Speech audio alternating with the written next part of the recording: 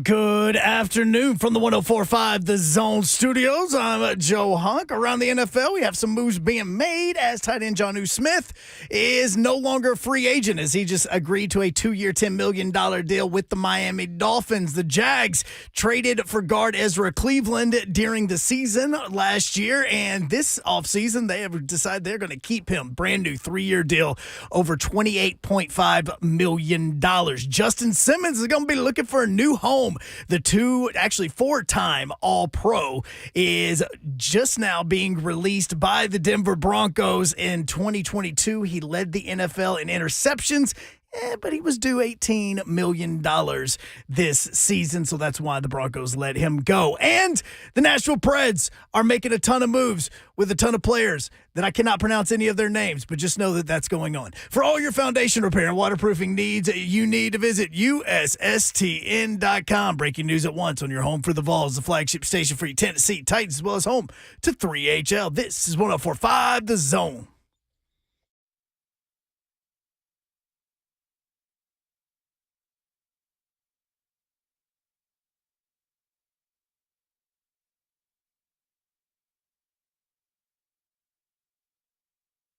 Yo, what up, Nashville? 3HL is on the air. 104.5 The Zone. Britt Doherty with you on a beautiful day in the Music City. It's almost 70 degrees out there. What are we doing? It is beautiful. I wore a T-shirt today. I got a T-shirt on under this, but it's cold in here. I think it feels great in here. Slay Dog, what do you think? I think it feels phenomenal. It feels like championship weather in here. You look like you got some championship bling around your I neck. got big chain, big rings. That's what we're looking for. Big chains and big rings. Wow, you do have your ring on. That's right. What is that ring from? That is a big ring. It's an SEC championship ring, Babs, is what this is. From your time? You better be from my time. Unless I done got to the pawn shop. 2000, baby. We were supposed to go North Carolina. Why don't you ever wear Hey, that? numbers. You just break it out today. Just wear it when it's supposed to wear it. You should wear it on TV. I will when Friday comes. So the Tennessee players were pointing at their fingers and then get ridiculed by national media types. Yeah, I don't know. Why? What do you want them to Dumb. do? That's stupid. Are they not allowed to celebrate a title? Should you not celebrate a title? No, you absolutely should. That's the third outright SEC championship for Tennessee basketball in 46 years. Jeez. And guess what, though, Yor? If it was the 50th, You'd still celebrate. you still, because this is a new crop that's never done it. Rick Barnes said, we started this season. This was one of our goals. He goes, Checkpoint. Don't misunderstand the fact that we want to be playing on Monday, Right. But enjoy which means this. national championship. There are several goals. Heck yeah. Several goals. Hey, Don Davenport's here. Hi. Let's do Babsy. this. What's up? That's right. Happy Thursday, people. We need to talk about NFL free agency. We will do it here in a second. Like, what's the mindset for the Titans with all this money they have available? They got moolah. Ron Slay is here. I'm in the blinged building. out. I'm in the building. Got a There you bedazzled go. power T around his neck. Big chains, big rings. For everybody that's misunderstanding what's going on, You know what's pointing their fingers? You know what's really amazing about this What? basketball team, Tennessee, is like when you look, because a buddy of mine, I'm going to call you out, Ben Jennings. My buddy Ben Jennings. I like when you call I won't call you out, but I will. Yeah. He was like, well, Tennessee's got that loss to Mississippi State, who actually is probably a tournament team. They got that performance at Missouri. They didn't look good, blah, blah, blah. I'm like, okay, go through all the teams. You'll find them all. Yeah. I said I watched freaking Purdue lose to an Ohio State team that was second to worst in the Big Ten and had fired their coach, which you don't do in basketball. Yep. Not mid-season like that. Nope. Everybody's got these. They lost to Northwestern. UConn lost to Creighton by 25. I know Creighton's good, but like 20 plus. Yeah, that's what happens if you play enough games. Nobody's going undefeated. This ain't a 13-0 season like football. Nobody's dog. going This is- undefeated. That's a lot of exactly games, right. dog. A lot of games to be played. Matchups, people get hot, people get cold. Part of it. But what I part of like it is about- weathering the journey. But what I like about it is we talk about these games all year from a betting perspective, also analyzing the games and all of those things. But we always talk about matchups. Yep. And there are just bad matchups for teams. It happens. This Tennessee team has found a way to play any style. Any style you want to come with, let's go. That's what happens when you schedule the way you schedule. That's why you want to throw the different teams, different styles out there and play the big wigs like they did when playing Purdue, playing Kansas, playing Carolina, all in neutral sites or on the road. Like that's It pays dividends, man. But do you think people understand, like, how difficult it is to go from playing Alabama, who averages 91 points per game, to playing South Carolina, who's going to bleed the shot clock? Mm-hmm. No, they don't. Back-to-back games, and figure out a way to beat both of them. Yeah. And I think the difficult part in it is understanding, paying attention to the detail, that you're on to the next one and you can't play that way regardless if you're on or not. You got to be able to adapt to the way they're playing, and that's what I thought they did great. Adapted to the way they played, whether it be bigs, whether it be playing with guards. Like, you had to go with actually 2 different lineups to win games. You know what I'm saying? Josiah played the 5 against Alabama to win the game. You know what I'm saying? Tobey and Jonas did a great job against South Carolina, against bigs. A 7-footer and a guy 6'10". That's a maniac. Colin Murray Boyles, man, that's one of my favorite players. I'm going to keep saying that. But yeah, you said that before the game. That dude. Another double for him. Double, dude. So connect with 26, and I mean, just stroking those threes. And the thing about him and Ziegler in that game, they were big shots at big moments. Yeah.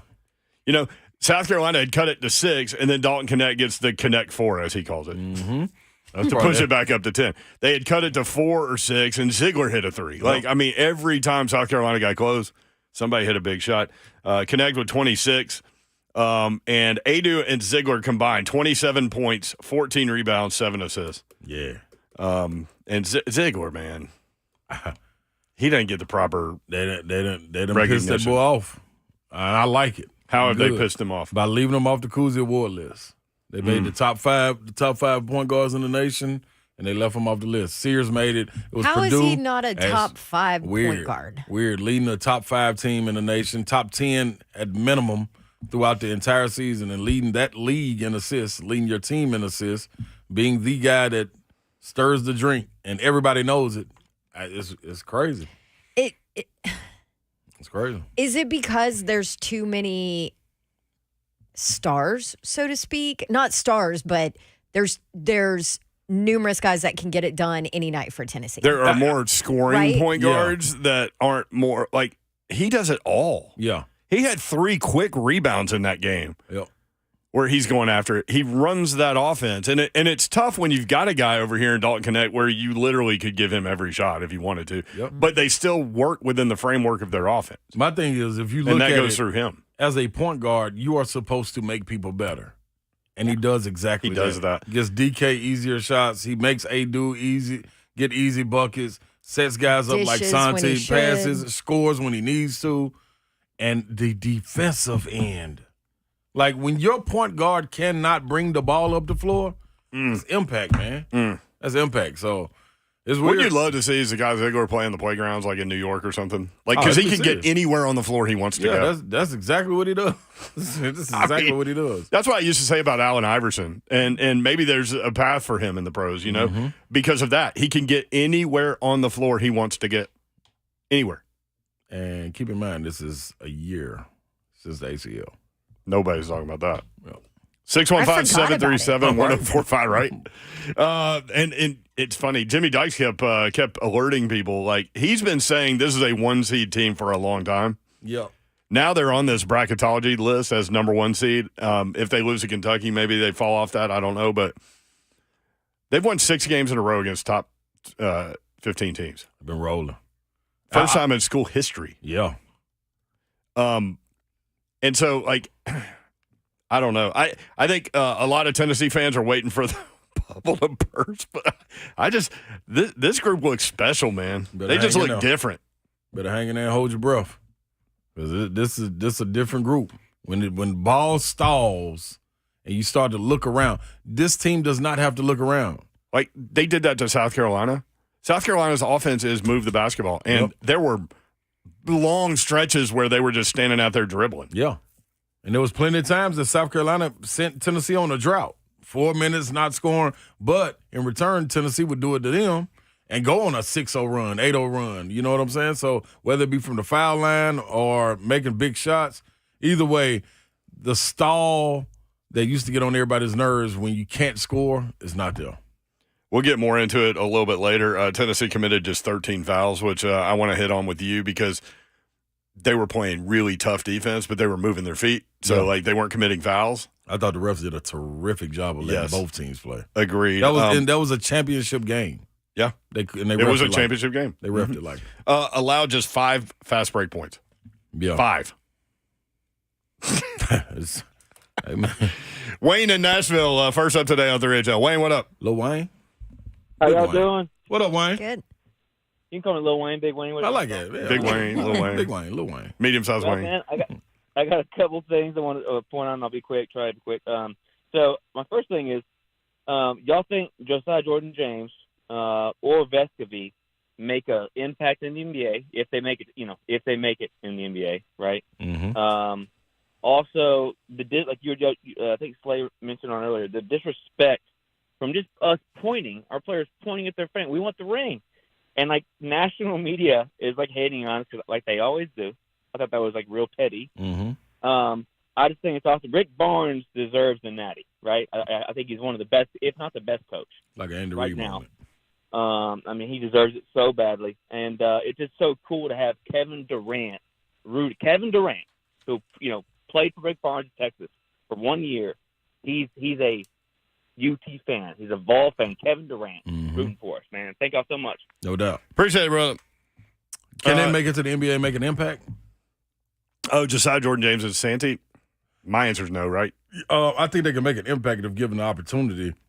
It's just hard to- The opportunity is going It's to be hard to slim. get that opportunity, It's going to be slim. especially as old as they are and all that One stuff. thing for sure, they can make a lot of money Overseas, yep.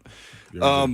If you're going to put up the picture, and listen, I'll read what Andrew Perloff said or tweeted in just a little bit, but if you're going to put up a picture and question a college player for pointing to his ring finger after winning a championship, also put his quote after the game, please, to get some further context. Yeah.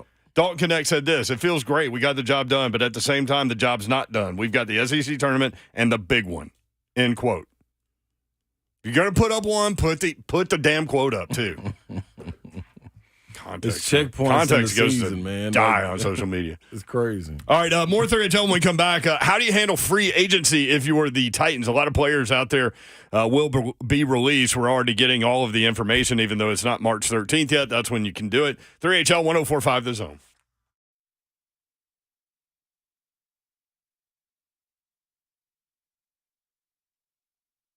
I want to tell you about my friends at Brentwood Jewelry. You've got gifting responsibilities throughout the course of the year, and my friends Salem, Brandon, Amamali, the Amamali crew down there can help you out at Brentwood Jewelry. BrentwoodJewelry.com is the website. 7012 Church Street, just off Franklin Road. Brentwood Jewelry with new hours in 2024. They are back open up on Monday. That was a clunky sentence, but it's true. They are open Monday through Friday, 9 a.m. until 6 p.m. Saturdays from 9 to 4. They've got everything you need jewelry-wise. So anything you can think of, including watches, best place to go for watches. I love watches, and that's where I go for watches. And you should too. Brentwood Jewelry. They've got pre-owned Rolexes that you need to check out. All of the big brands, and phenomenal. So anyway, you can get anything you need to get jewelry-wise at Brentwood Jewelry for any of your gifting responsibilities. And here's the best thing. When you go in there a couple of times, you'll get to know them, and they'll get to know you. And they'll be able to help you out. Perfect time for the proposal. You can get that done at Brentwood Jewelry. They will help you pop the question. Let them help you take the stress out of selecting the perfect engagement ring. Necklaces, bracelets, rings, pendants, diamonds, everything they've got for you. 7012 Church Street in the heart of Brentwood, just off Franklin Road. Exceptional style, exceptional deals every day for more than 50 years. Visit BrentwoodJewelry.com. All right, you guys hear me talk a lot about companies here on our show, and for the most part, I use every single one of them. As a customer of Pella Windows and Doors, I would love to recommend them to you. They are the best. Maybe you are in need of new windows and new doors in your home. I was in my rental property and my house. I did windows and doors in my rental property. I did windows in my house, and now actually need to do a couple doors, I just noticed. But Pella Windows and Doors of Nashville was the absolute best to work with, and you might be surprised to learn how affordable replacement windows are from Pella. 50% off qualifying installations and no money down, no interest, no payments for 12 months is the deal that they have going on right now for you. Pella Windows and Doors of Nashville. You can stop by their showroom in Franklin. They have all of their different options there. They're awesome. 277 Mallory Station Road in Franklin, or just go schedule your free consultation online. Check out that offer I just mentioned. It's PellaNashville.com.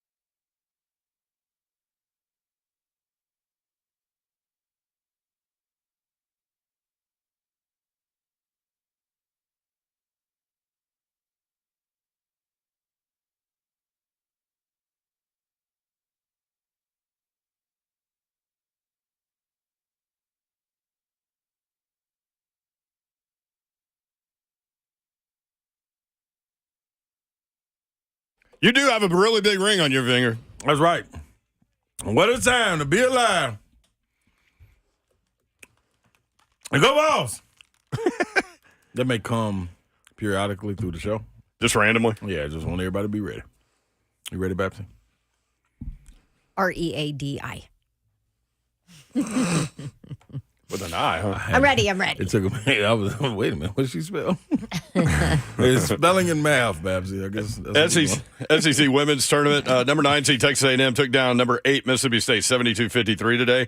And Tennessee, 5 seed, just took down the 12 seed Kentucky Wildcats. Sorry, just a little pause there. Yeah, you should. 76-62, the final score. Kentucky was in it, just 2-point game at halftime, but Tennessee pulled away. Rakia Jackson with 8 points and 9 rebounds. Darby with 10 and 10. Puckett with 22 points and 8 boards. Tennessee will play, the Lady Vols will play 4 seed Alabama tomorrow at 1:30.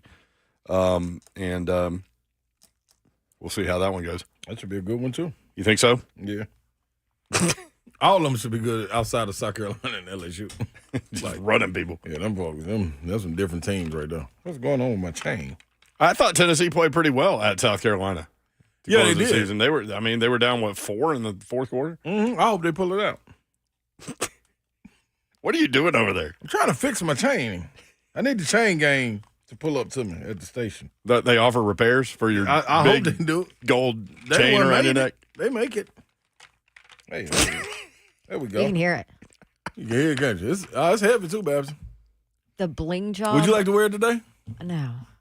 Ugh. I don't wear that shade of orange. Don't make that stink Heavy- face when what- speaking about the Vols. major When we RBF. speaking about champions, don't you make that stink face, lady. Lady. What's the saying? Heavy is the head that wears the crown, Heavy is the neck. It wears the teeth. that wears the power, the blinged out, bedazzled power D. That's right. Coming up tonight in the women's tournament, number 7 seed Auburn taking on 10 seed Arkansas. That's the first game at 5 o'clock. And then 11 seed Florida, 6 seed Vanderbilt. Vandy trying to get into the big tournament. Let's go, Shay Ralph. 7:30 p.m.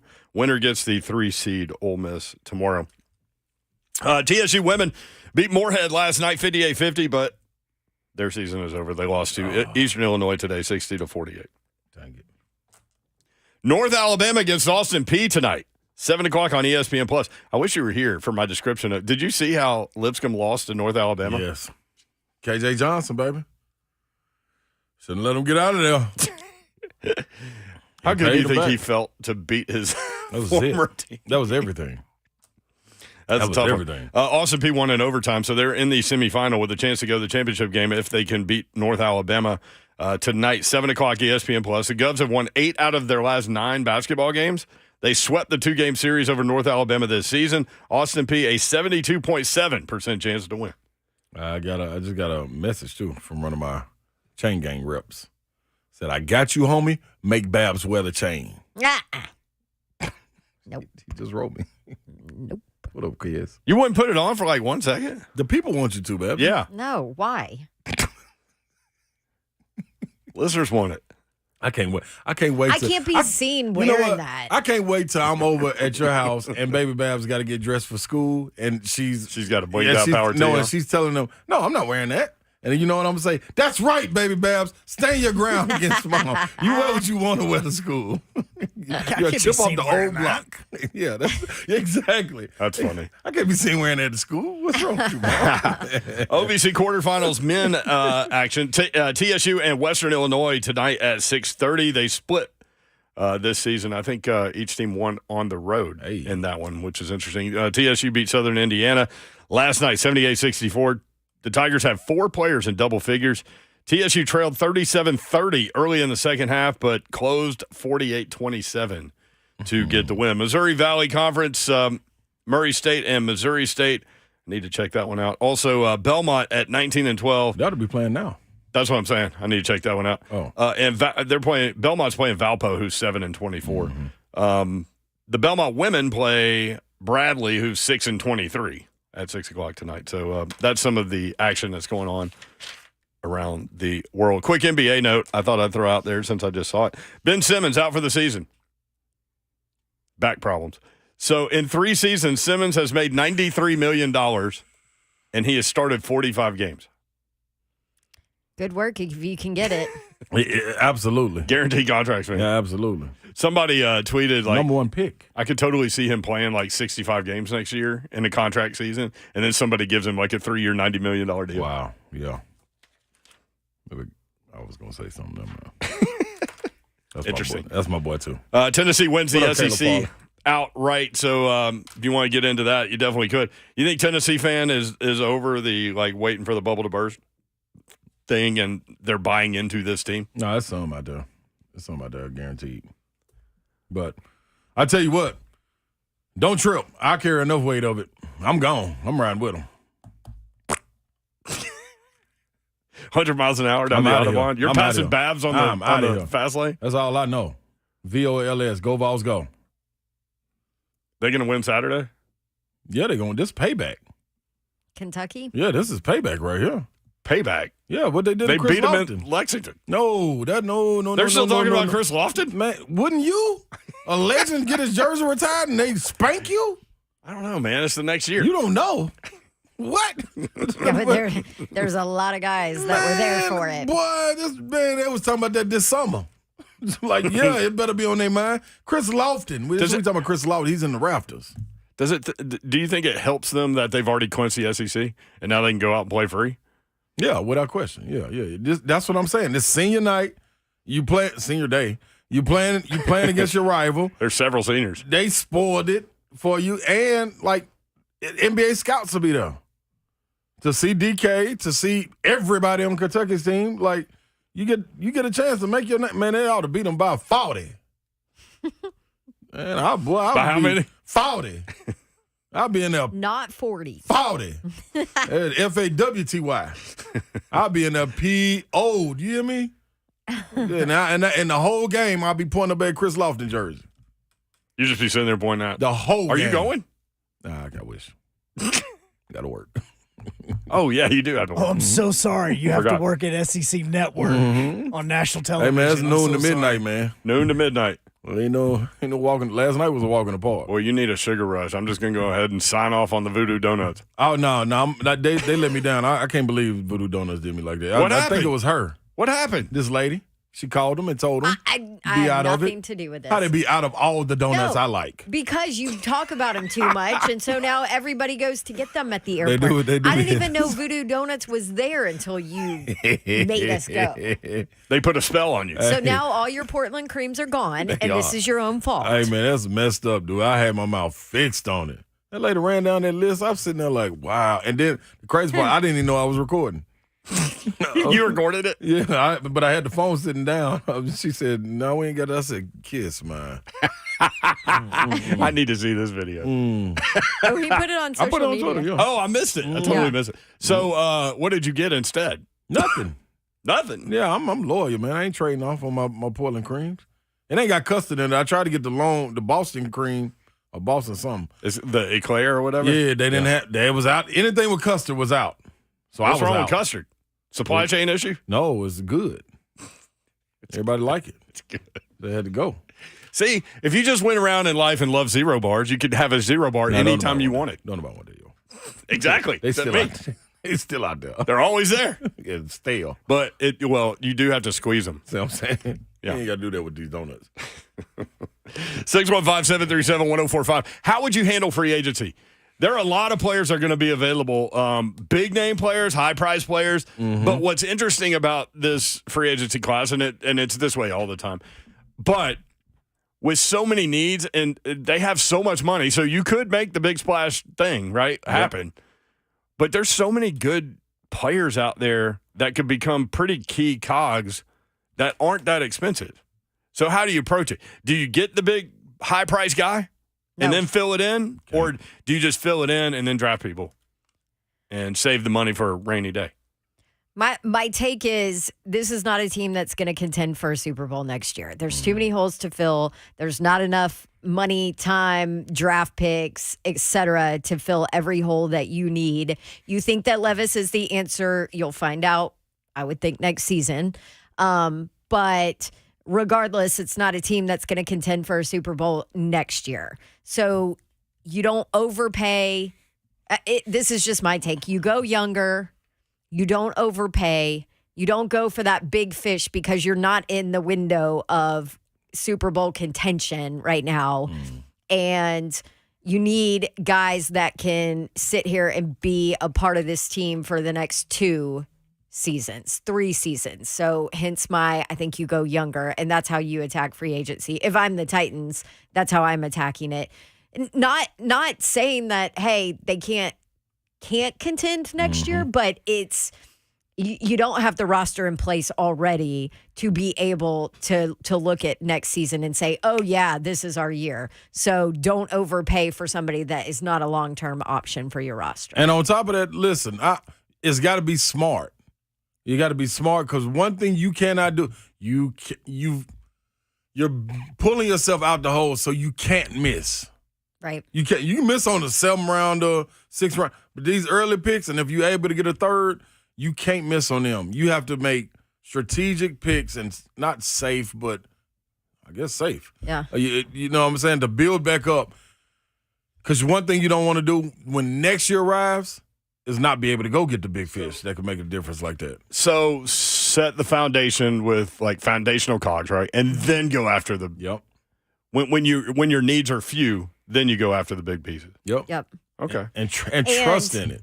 And at this point, you don't have the luxury of draft or free agency of taking a chance on a guy coming off an Achilles, a guy coming off an ACL, a guy who hasn't played, more than 6 games in the last 2 seasons. You don't have the luxury where you are right now as a franchise, roster-wise, to take a chance on guys like that. That you don't have the Big Jeff luxury. Yeah, you used all them wild Uno cards. Right. They've already You been don't get to change the color no more. Yeah, they've already been cashed in and didn't produce anything for you except for Big Jeff. So you can't afford to do that. I'm going to ask you all about trades in just a second, but I want to let the people know, the good people out there, that if you get where you're going, you can watch the show live on YouTube, Facebook Live, and Twitch. Twitch, please. Sean on YouTube. What is he? Hang on. No, Ryan on YouTube. So if the Vols don't win the SEC tournament, are they still the SEC champs? I'm kind of confused. Those are 2 different things. What? Regular season and SEC tournament, 2 different things. Yes. There are 2 different champions. Do you want to know that Tennessee has won the SEC championship, the regular season championship outright 6 times?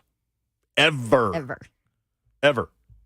Well, and people want to argue about what's more important, too. Like, the SEC tournament win is more important. The regular season win is more It important. depends where you different. are. It They're depends just where different. you are in the standings, where you are ranked nationally, where you are strength of schedule. You may need it to get you over the hump. That's what the tournament can go and do, put you over the hump. But if you go and win your regular season SEC championship or Big Ten championship, Big 12 championship, whatever Power 5 conference you're involved in, you're automatically, and it's an AQ beside your name, automatic qualifier. right. The other AQs come from conference championships. I get the question a lot. I'm sure you guys do too. Like, which one is harder to win? And my answer is always they're different. They're just different. So if, let's say the same team won, like Alabama won both last year, right? No. Tennessee's going to try to do that this year. If you put both plaques on the wall, which one's more important? Regular season. Is that harder to do, do you think, Without because of the question. grind of the season? Without question. Okay. Without question. And imagine this. It was just about, if Tennessee would have lost, it could have been a 5-way tie going into Saturday. That's right.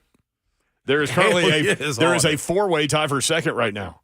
Yeah, And so we're trying to figure out who the 4 teams are that are going to get the double bye. what that shows is the consistency of your team being able to be cream rising to the top. This might have been the most fun SEC year just to It was watch good. games because, you've had the upsets, but, so many teams are so close to each other. The tournament, you can get hot Right. and work your way into the tournament. And shout out to it. I always bring up Georgia. What was Like, that, yeah. like 10 years ago now? No, it was that'd be 2008. That was the That- Oh, tornado. it was more than that? That was Last that was the SEC tornado year. Man. Sag is low. I mean, That was when the tornado hit the Georgia Dome, and I was Yeah. sitting inside of it when it happened. yep. And then they finished up at Georgia Tech And with Georgia limited fans. won their way into the tourney. I want to say they were, what, second to last seed in that tournament, I think? They were a In the 6th SEC? seed out of the East. Okay, yeah. And who was it for Tennessee that kept getting into it with John Pelfrey on the sideline, I ain't no telling. the Arkansas coach? NFL. Jawan, Smith yes. was it senior too? They were going at each other on the sideline every time down the floor, basically. It was pretty fun. Steven says, 0 bars are great. Want a real treat, try them frozen. Oh, man, y'all stop it. Stick them in the freezer because they're bad because Yeah, they've been that's what sitting you in the leave them. aisle for They're so long. good. We had one for a year and a half in the freezer. I know. Yeah, we did. That was to test my willpower. And you'll never see caramellos just sitting like that. Look, everybody. No, because we'll eat them. Right, but have y'all ever had a 0 bar? Yeah, I tried it. Do you not remember? We tried them all. Slay did. No, I wouldn't dare. You didn't try it? No. I So tried why it. you It's dogging garbage. when you hadn't had one? I ain't come across that. See, this is why you just. No. No. Andre, no championships for UT. They are a fraud. Tennessee's a fraud? Wow. There you go. Poke that bear. That's good. Okay, I mean, Ron not Slay. true. Here we go. But anyway. Why are they not a fraud? Why they not a Why are they not But a as being fraud? a define- Why regular is that season wrong? SEC championship? Define fraud, Why is that though. wrong? Yeah, I don't. Okay, read again. I missed it. Tennessee's a not, fraud. not going to win a championship. They are a fraud. I don't know. I don't know why they are a fraud. 14 and 3 in the SEC, the toughest league out there. Difficult. And when you look at it, stayed right there in the net ranking, in the top 5 in the net ranking, strength of schedule, defensive. Only one ranking. team's going to win a title. Does that mean everyone else is a fraud? That's when you're putting together pieces to make a championship team. I think you would look at it and say, man, you need interior play, you need a dynamic wing, and you need a point guard that can play on both ends of the floor and lead your team without looking over at the coach and doing that. And you need depth on your team. So I think that's just crazy. I guess everybody's a fraud. Know if Alabama was a fraud last year for winning the regular season and the conference tournament. I thought they were one of the best teams in the nation. They just went cold in the tournament. So I don't think that's a fraud. I don't think Purdue is a fraud for winning the Big Ten back-to-back and having National Player of the Year. I don't think it's a fraud. It just happens. It's part of it, my man. Cantrell says, good Lord, Slay, what are you wearing? Man, big chains and big rings. That's all. Jet Lifer says, I need that hump day drop from Babs. We'll do that when we come back. I want to No. get Slay's Oh, reaction. I heard it. Ugh. Come on, man. You know I'm listening at all times. That was a drawn-out hump day. It was amazing. Good job, Babs. Sounded like a cartoon character. Auburn had a hump day, a camel at their baseball game. They had a camel at the Yesterday. baseball game? I didn't see that. Yeah. Okay, I want to hear about this next. 3HL 1045 The Zone.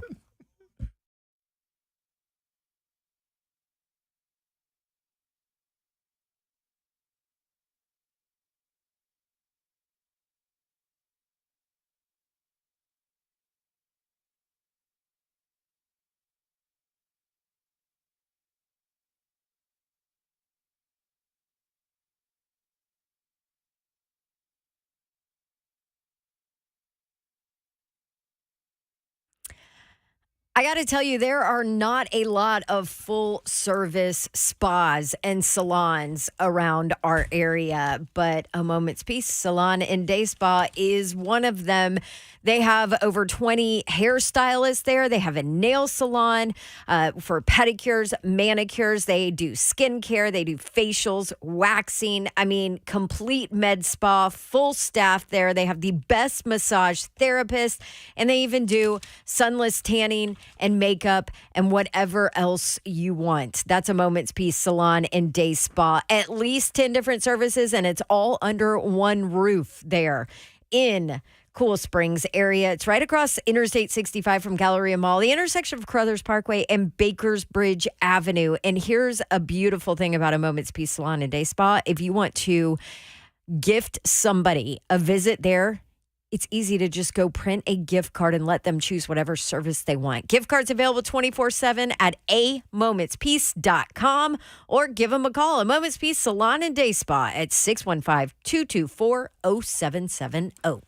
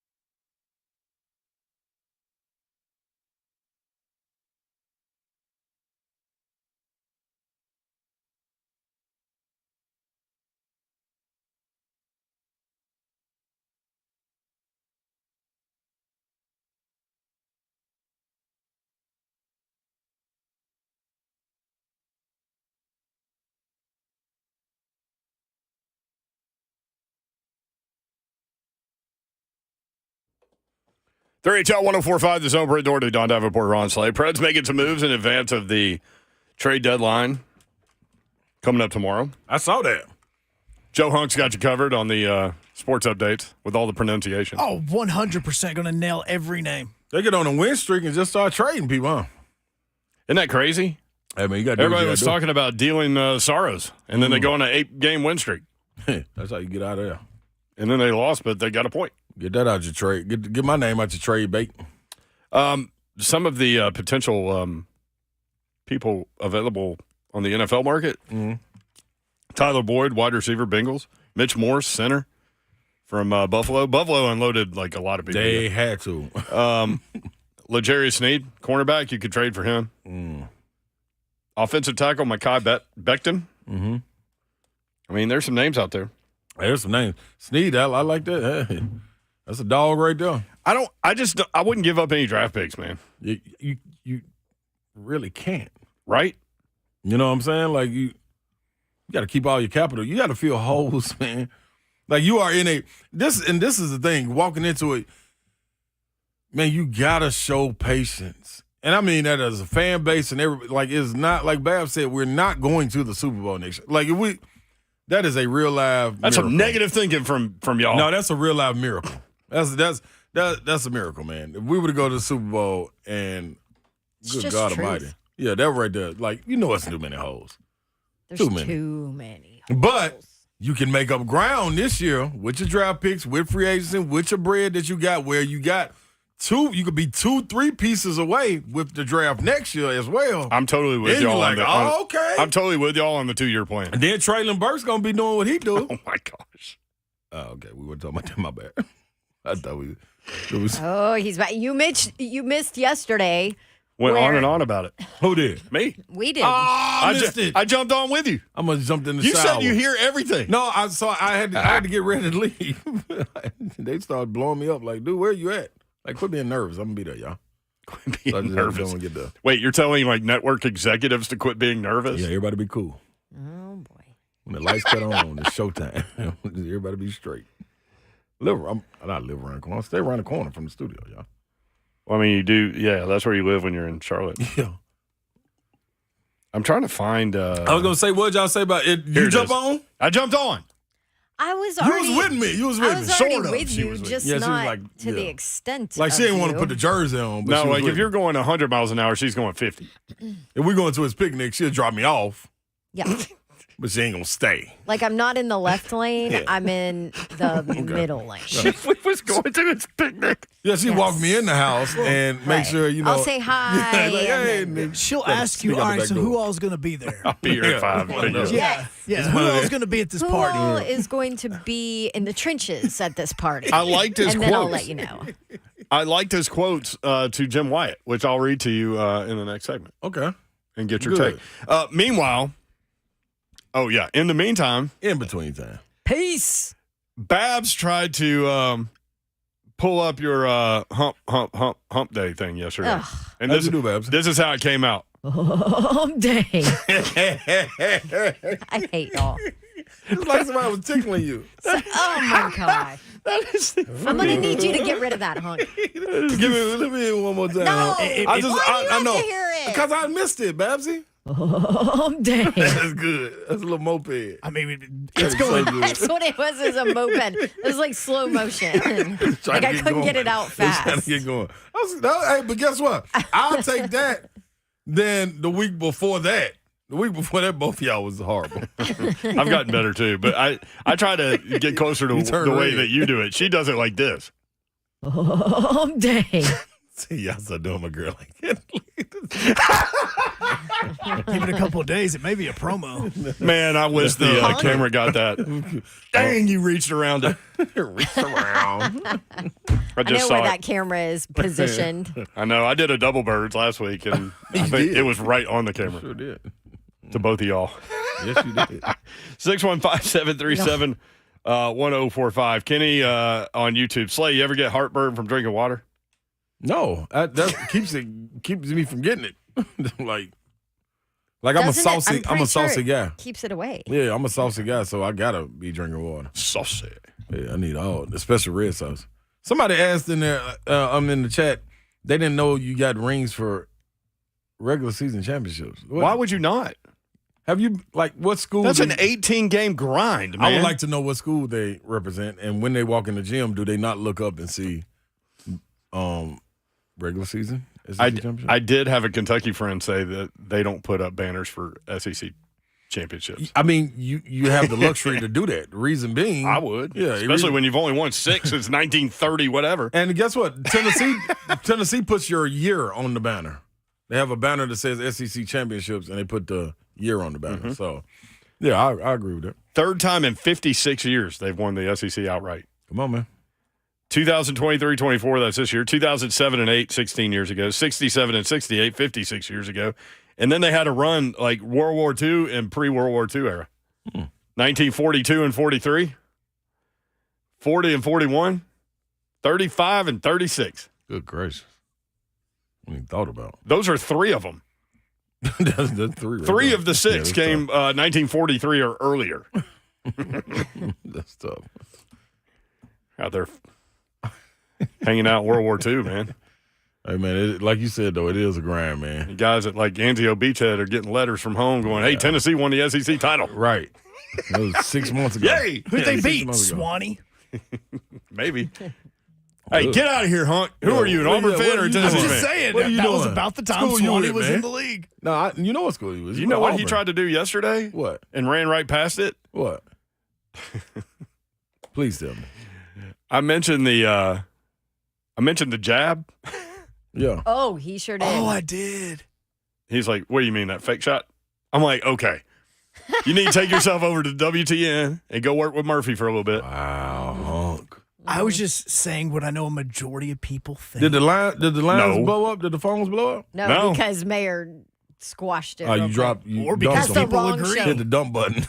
That was dump worthy, boy. That is not what we're about over Can here, I people. dump Hunk? I didn't even know if I can. Hell yeah, you can dump Yeah, I Hunk. think he's got his own mic system in there. Hey, man. Yeah, I've already bypassed everything. This is master control. Hunk, be careful. Honk. Huckety hunk, hunk, hunk. Did y'all see Jake Paul's going to fight Iron Mike Tyson? He gonna get his. Yeah, I saw it. That's the dumbest Yeah, it's like, thank you. We saw him at the I Super I didn't Bowl. want to say Jake it. Paul. Yes, I've thank you. ever seen. He's big. Man, that man finna get body rocked. This man did this for life. Yeah, but he's old. I don't give a.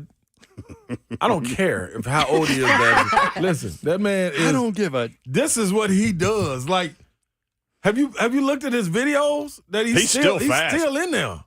Like he. When was it? He fought Roy Jones Jr. Like 2020? Was that the COVID year? Let me tell you who I ain't fighting. Anybody that Iron Mike Tyson. anybody that has life hanging in the balance or fighting hanging in the balance. Either one, he'd rather die or fight. He chose to fight. I don't want to fight him. Like it's no end to that. Man, what this man finna get killed? That was his way off the street. Do you know- Customato. Do you know this man? Who was it? Dale Baker, Vincent Yarbrough's brother. Yeah. He did a report on him, and I forgot. I'm gonna What do you find mean, out. in school? Yes, about because it was something about. Did he use an power. encyclopedia? No, something about power. But it was like Oh, power per square inch? yes, Yeah. and I forgot what it was. But it Nobody's was something been- stupid. Yeah, nobody's been Mike Tyson. It's like what? Why would you sit there and let somebody pound on you like that, dog? So July 20th on Netflix in the I'll be Jerry in Dome, Jake Paul will be 27 when this fight goes down. Mike Tyson, to Dawn's point, will be 58 at the time of the Man. fight. 58. He's almost 60 years old. And nuts.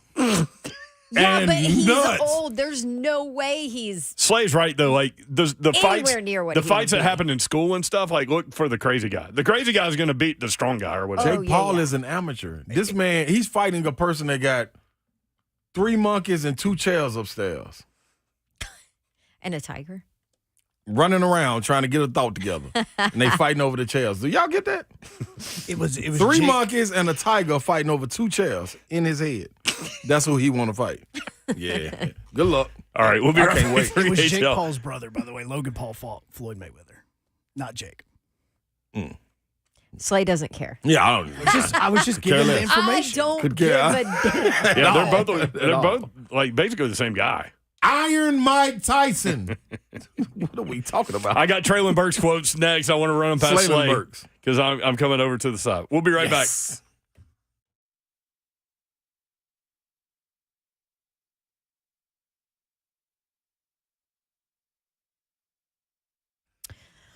Okay, do you need a mobile plan that keeps you connected while not feeling like you are draining your bank account to help afford it, right? Well, why don't you check out Xfinity, the home of the 10G network? The future starts now. You can discover the nation's best kept secret and switch to Xfinity Mobile now with the best price for 2 lines of unlimited. Ever thought about having wireless service and internet from the same provider too? Yeah. Xfinity, that is how you can do it. How about the only wireless network that automatically connects to millions of secure Wi-Fi hotspots and the best LTE everywhere else?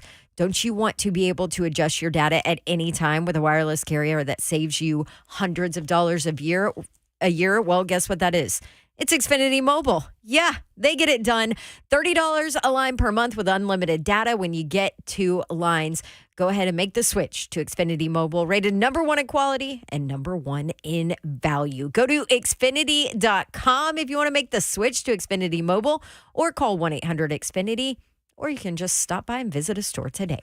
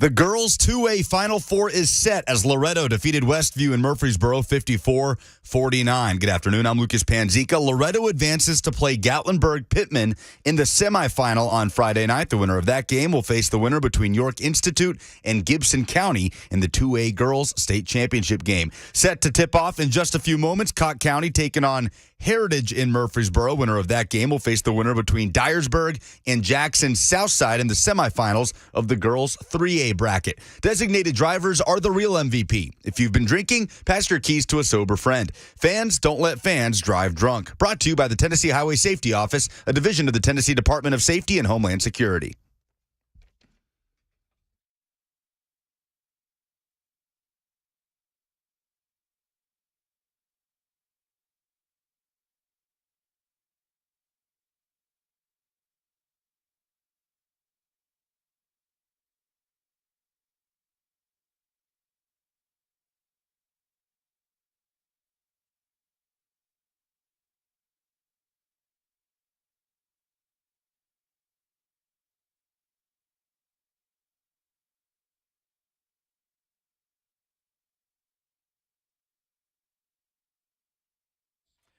Good afternoon from the 104.5 The Zone Studios. I'm Joe Hahn. Titans could be in the market maybe for a safety. If there is, there's another one that's on the market themselves looking for a new team.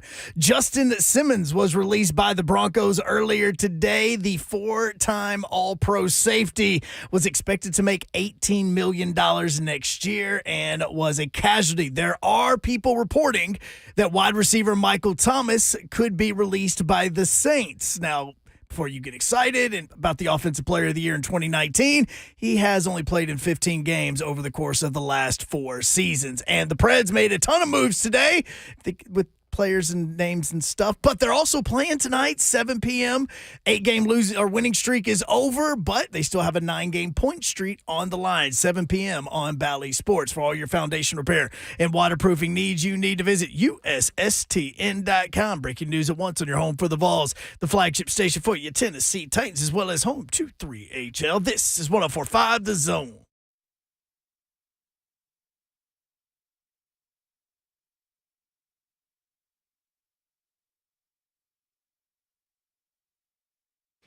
HL 104.5 The Zone. What up, Nashville? Hope you're having a great day. Bert Doherty with you on a Thursday in the Music City, just zooming toward the weekend. Somebody asked me during the break, what are you doing this weekend? I'm like, gosh, are we already there? We're already there. It's Thursday. I said, well, Kentucky, Tennessee, Saturday at 3. I know that. The response was, is that college basketball? I'm like, okay. Oh, wow. Lord. Lord. Don Davenport is here. Hi. Hey, Babsy. What up, Babsy? I will be calling some TSSAA Girls State Championship hoops on Saturday. Look at you. In Murfreesboro. What time is that game? The games that I'm working are 3:30 and 8:30. Wow, to turn that down so fast. Wouldn't you? Oh, you got to work. Oh, no, I did it with Babsy He before. did it. He's done it with me before. But not during Tennessee-Kentucky game. While watching No, the game, yeah. Oh, that happened? Oh, no, he legit was my analyst. He was my analyst on the broadcast and had the game up on his iPad next to him. That's right, watching the game. And was watching the game. Still pretty good. Yeah. Thank you, Yeah. Babsy. Yeah. Didn't miss a beat. Multitasker. I think we're all pretty good at multitasking. I mean, you have You have to be. for this job. Yeah. You got voices in your head. You got Squirrels running around. Yeah, there's no telling. You ain't got to like Mike Tyson, though, where you got the little monkeys and chairs and tigers up there. Yeah, you've got some Mike Tyson news, but Slay's here. I'm in the building. These champs ain't got no roof. Champs. These champs ain't got no roof. Champs. Sean on YouTube, Mayer has better odds against Tyson. No. My odds are I ain't going anywhere near that guy. Man, anybody that has not been a heavyweight championship boxer anytime in their life has no odds against Mike Tyson. I don't care how old he is. I won't give it that. My man will be at pudding day with his walker, and he'll come up out of the pudding and the walker and knock you the hell out. And go straight into fight mode. And then Will. can't walk again. Somebody bring his walker. He might fall over. Pudding day Tyson. You better know it. So we brought up Jake Paul is going to fight Iron Mike Tyson on Netflix July 20th in the Jerry Dome. It seats 80,000 people. It's going to sell out. Think so? I'm going to see Mike if I got an opportunity. I don't care how old Mike is. All you going for is that one punch. You know what that's going to do to somebody? Sleep. Put them down. Or die. I mean, you can get. Like it's real. You ever scratch your hand with your pen thinking that it wasn't open, Yeah, and then you realize that it was? Yeah, I do right that there, on my so. face sometimes. What? Damn. Yep. Hate it. Hate when I do it too. You hate when you draw on your face. Yeah. Well, because it's not like you have a mirror somewhere to like see. And it's Oh, just sitting did I there. draw on my face? I did. I know I did. I felt it. Things that happen Dang to it. us. I do. I've done it a bunch working sidelines because I just have my pen open to Oh, take yeah. notes, and then I'll like put my hair back or do something or scratch or not pay attention, and then I'm like, God, now I have to go look and see if I have ink all over my face. Yeah, then you got to go on television, and they're not Right. going to tell you because they No. want you to do it. No. So I mean, you can get down a wormhole of Mike Tyson knockout videos. I mean, it's crazy. My man used to knock people out like multiple times under 30 seconds. Slay got like numbers. Yeah. Like stats. You got stats for On Mike Tyson. Tyson? Yeah. You need to send them to Jake Paul. We just saw him in No, I don't want him to Vegas. send, no, I want him to be right there. He's a big dude. Like he's Cool. yoked up. Cool. Tell Jake Paul that listen here. Mike's estimated to have a punch power of up to 1,600 joules. Now, people probably like, what is that, joules and all that? Well, let me tell you exactly what joules is. Joe. That equals joules, anything. Tyson's punch would generate 1,178 pounds of pressure. of force. 1,100 pounds of force. Okay, let me put it in more. Just, This is from Del Baker's paper. Yeah, that's At probably where Tennessee? he got it from. Yeah, probably this right here. The power of Tyson's punch is equivalent to being shot by 13 people using a 22 caliber pistol in a flat jacket. That's graphic. So what you're saying is 50 Cent. could do 22 people. 50 Cent got hit 13 9 people times, right? with a 22 caliber pistol. So 6 of them with 2 of them. And then one out there, like on Harlem Nights, saying pow, pow. Right there shooting at you one punch with a flak jacket. Well, That's a gun, everybody. It was See. when he was not 58 years old. Okay, so let's take it down to 7 people shooting you then instead of 13. That's cool. Still getting shot. How many I'm times? still out. How yeah. many times did Fitty get hit? 9 times. So Fitty could fight Tyson then. Yeah, 50. I mean, he'd probably make it longer. No, they don't want to do that. Tyson's quick though. Man. Oh, God. These videos that he keeps putting out are quick. I tell you what, everybody be at Netflix and chill and watch Tyson. What he gonna do to this young man? I was gonna say Showtime. It ain't gonna be Showtime. It's gonna be by time. Him said, "What about Buster Douglas?" Yeah, I mean, I said if you haven't been a heavyweight champion in your lifetime, you don't need to fight Mike Tyson. This man is an amateur. He fights celebrity Will boxing you watch matches. it? Hell yeah. I will And too. there you go. Yeah, there you go. right now, I'm watching And that anything is with the Mike. whole They're saying point. it's going to be Yeah. the most watched fight ever It's a guarantee. It's Mike. Mike, dog. against the internet guy. Mike against Hunk. We're going to watch it. Whoa, whoa. I'm just in here texting with Greg Cosell. Next thing you know, I got a shots Taking fired. strays. Taking strays. Taking 22 calibers. That's right. 615-737-1045. Also, I have a follow-up to the Iditarod story Oh, coming that'll up. be good. It is good. What? We've got Cosell next. Yeah, I know. We've got Mike in the borough now. Mike, what's up? Hey guys, how y'all doing? Good. Big fan of what y'all do. I just got a few questions. Tennessee's right now, they're the 1 seed for the SEC tournament. Mm-hmm. Who do you think who's somebody that Tennessee doesn't want to play? I know that they're the 1 seed, but we all have our fears. I'm afraid that they're going to have to play Mississippi State. I'm a Mississippi State fan. I don't want to play Tennessee again. Who do you think Tennessee matches up well with, and who do you think they don't match up well I think Tennessee's much different right now than they were when they played that Mississippi State game. But Yeah. That's a they're good not- question, though, Mike. It's Yeah, a good good, really question. good Really good question. question. I might have asked it a different way because Tennessee's not going to back down to anybody. None of these teams will. But No, in terms of but when you're talking who could give them a run, matchups, Matchups, yes. What's a what bad Slade matchup? talks about all the time, matchups matter in the college game. What's a bad matchup for the Vols? I would say Mississippi State. I think Mississippi State is a tough matchup because of their length. Yeah. Their length is serious. Is man. A&M still a bad matchup? No, because they got two guys that can score. And I think it's once You you've know seen more it, about what they once are. you've seen it, it's Yeah. different. With Mississippi State, like that length doesn't change. You're not depending on somebody to make shots. Like those guys can defend. Now, when they're missing shots, there it's a problem, and they usually gonna lose. But they got a force down low in Tolu Smith and a guy that can bomb from away in Josh Hubbard outside. So that's a difficult matchup. Florida is a tough matchup. Not a tough matchup. It's a good matchup. Like for them, it's like it'll go tit for tat because they got inside presence, they got length, they got strength, and they can score the ball. And they can Florida's get it done. better, too. Florida's a tough No. team. Yep. What about Auburn? Auburn, I'm not sold on their point guard play, and I feel like Zakai make it difficult for them to run their system. They're like they 4-3 start running in their it. last 7. They've got Georgia this weekend.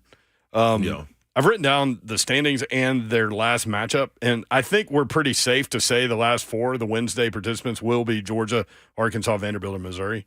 But from there, there's a lot of wiggle room because you've got Ole Miss at 7-11. They'll be where they are, but you've got 3 teams at 9-9. You've got 2 teams at 12-6. No, I'm sorry. Hang on. This was me projecting after their last game. So anyway, you've got 3 teams that are 8-9. Then you bump up to Florida at 11-6. Then you've got 4 teams at 12-5. It's going to be interesting to see how this is bracketed out and how the matchups look next week. We will be there broadcasting live.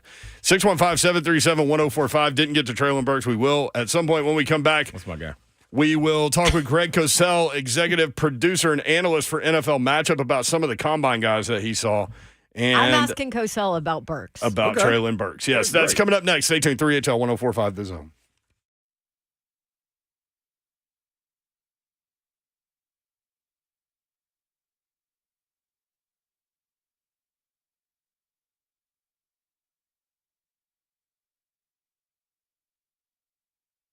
What's happening, good folks? Ron Slay coming to you live and direct with experts in concrete, asphalt, grading, drainage services.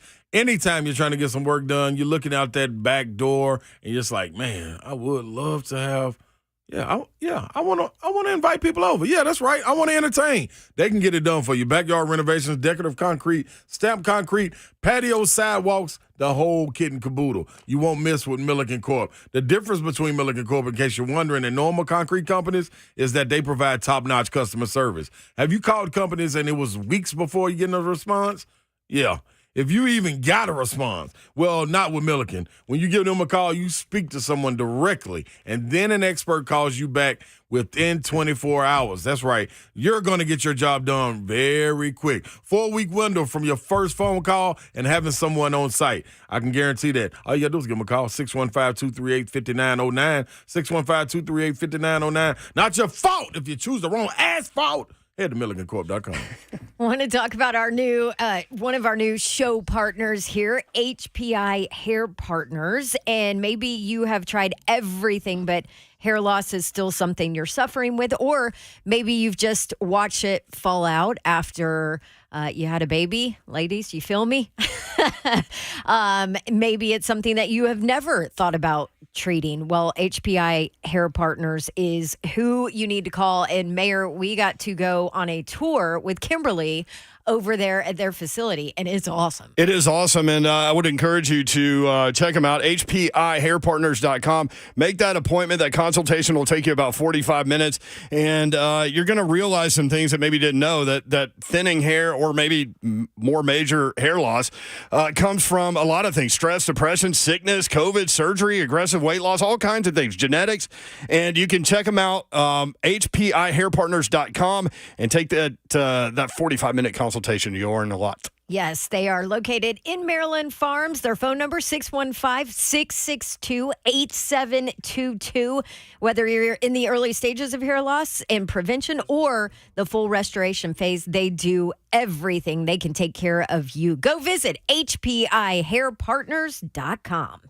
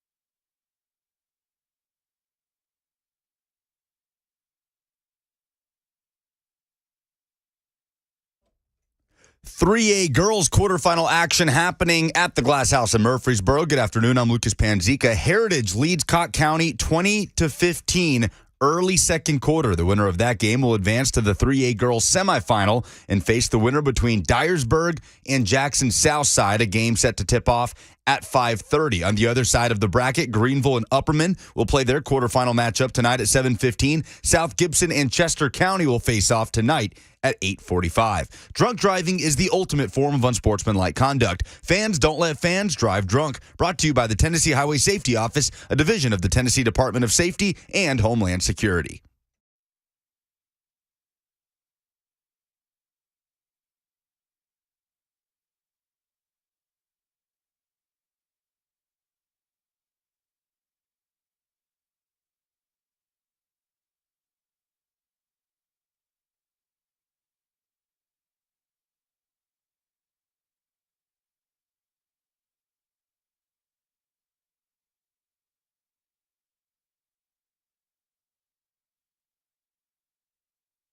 3HL 1045 The Zone. Brent Doherty, Don Davenport, Ron Slay. The executive producer of 3HL is Joe Hunk. Sup? You can watch the show YouTube, Facebook Live, and Twitch. Twitch, please. Lord help us all. Reese and Laura in the chat. Live and direct, baby. Pinwheel 2017 if you need Reese and Laura. Yep. Greg Cosell, executive producer and analyst for NFL Matchup on the ESPN properties, producer for NFL Films for many, many years. Greg, you're in Atlanta, the Maxwell Football Club Awards Gala. I can't remember the last gala I went to. Congratulations. Yeah. No, this is the first year it's here. Used to be in Atlantic City, but it's here in Atlanta. So they brought me down. I'm actually going to present tomorrow night. Tomorrow night's the actual ceremony. Tonight's kind of an informal event, but I'm presenting the Legends Award to Warwick Dunn. So looking forward to that. What a great fun. dude, too. He's done so much for so many out there, and great deserving award recipient. Dawn's got a question to start us off. Treylon Burks. There's been Cosell. so much talk about Treylon Burks. Can he make the jump in year 3? Can he not make the jump? Like, what is he? All of those things. So fill us in, Cosell, what the tape shows of him last year. Like, were there flashes of brilliance, and how did the Titans use him? Could it benefit him? Behind the back passes. Oh, Lord. Could it benefit him to have a different offensive scheme in Brian Callahan's? It's a hard question to know exactly what he's going to do, but you're dealing with a big receiver who runs well, is capable of working in the middle of the field. He's a strider, so to me, you'd like to get him off the ball, get him in motion, get him able to get free access off the ball. He's been hurt a lot, and again, some guys just that happens. Maybe that'll define his career. We don't know that. But you're bringing in a new offense. I would think that given where Brian Callahan came from, that perhaps he might see him in the way Cincinnati deployed T. Higgins, who's 6'3", 216, and they used Higgins in different alignments. He was location versatile within the Bengals offense.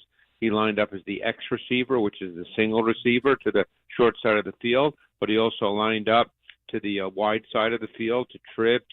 He was in the slot at times. So Burks kind of has a new lease on life now with a new offense, and we'll see. There's no definitive answer to that other than he's a big receiver who can run and has talent. And now the hope is that he can stay healthy and ultimately play to that talent. What about Burks in the slot? He did a lot of that at Arkansas, right? Good. Yeah, I think, as I said, you'll see him move all around the formation. I think that's probably part of the plan. As I said, that's what they did with T. Higgins in Cincinnati, similar size type receiver. So, yeah, I think that's what they'll try to do. But the key is, as we always know in football, it's availability. He's got to be able to go through the off-season and training camp without missing time. It's a new offense that he has to learn. The terminology will likely be different. It's unfortunately, Don, it's somewhat of an unknown right now, but he is a big, talented receiver who can run. Let's talk about some of these guys from the combine that look like they did well. And let's start with Tennessee running back Jalen Wright, who really had a great combine session. What do you think about him? Well, I've actually done him on tape as well. I really like Jalen Wright. To me, he's kind of a lowercase version of Jahmyr Gibbs. He can really run. We saw that at the combine. If I'm not mistaken, he ran a 4.38, but the tape tells you that he can run fast. A lot of people, of course, will say that he ran against a lot of light boxes because of Tennessee's offense, where they have double stacks outside the numbers. It's obviously not a pro-style offense. But, again, when you look at a back, you're looking at his traits, and you think about how he can be deployed in the league, and he's an explosive runner, and he can catch the football. I've not done a ton of running backs up to this point, but I made it a point to do Wright simply because he came from the University of Tennessee, and I know we want to talk about him, and I really like his traits, and I don't believe there'll be a running back chosen in the first round in this particular draft. Right. But I could easily see him being a day 2 pick, and then it depends where he goes. You're not drafting Wright to be the foundation of your run game. In some ways, that's why I said he's a lowercase Jahmyr Gibbs. In that, we know what Detroit did. They had David Montgomery, who got significantly more carries than Gibbs, but Gibbs was obviously a significant part of what they did with that offense, and I could see right in that kind of role in the NFL.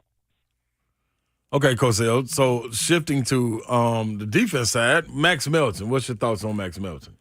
Yeah, I've not done his tape yet, Slade, but he had a really good combine. He's a corner from Rutgers. Mm-hmm. He's the younger brother of the receiver for the Packers, who came on really strong at the end of the season.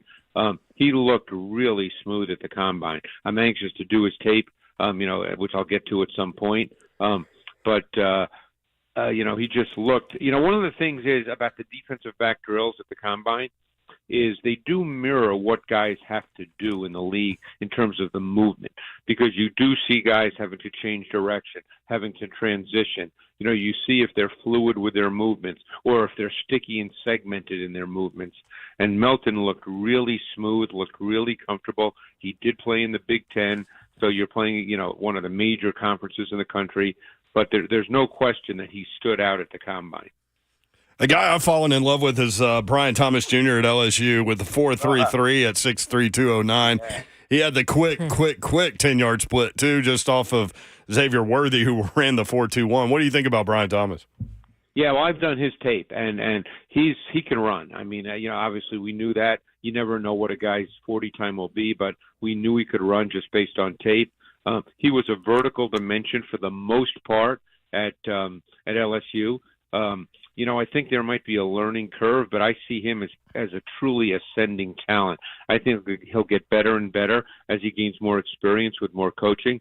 He's working out with TJ Houshmandzadeh, who I've gotten to know very well, who trains a lot of receivers who come into the NFL, and he is really very high on him. And TJ Houshmandzadeh is very, very detailed when it comes to the subtleties and nuances of route running.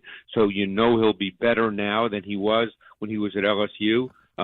But he's the size is there, the stride length, and I think we've talked over the past couple of years that stride length is a trait. People might not think about that, but when you have free access and you can stride the way some of these 6'3" guys can, and by the way, there are a ton of big receivers in this draft, guys who can run, though. You eat up ground in a hurry, and that's why it's so important for these guys to get that free access off the ball, because all of a sudden it seems like they've gone 10, 12, 15 yards and they've taken 3 strides. So that is a definite trait when you talk about playing against off corners or getting free access and running those intermediate and vertical routes.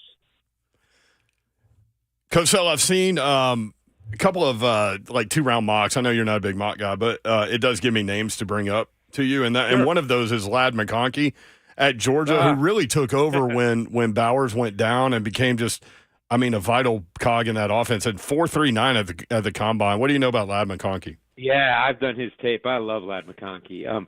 Now, everybody always talks about, says things like he's a great route runner, and nobody defines what that means. And McConkey is a great route runner, and the things that really stand out and why we talk about someone being a great route runner is, when you're facing man coverage, let's say, and particularly off coverage, whether it's man or zone, if it's an off coverage corner, there's a couple of things you have to do.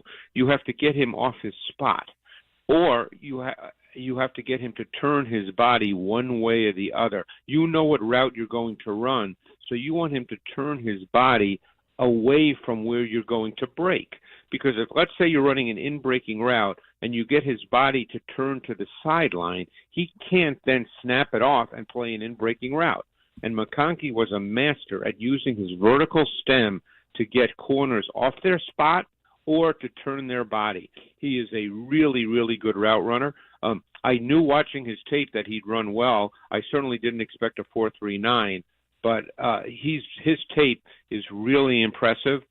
Again, not knowing where he'll get drafted, but he's going to play in this league, and he's going to be a quality receiver. Have you seen tape on one of these guys? A.D. Mitchell out of Texas, Tez Walker out of North Carolina, Jacob Cowling out of Arizona.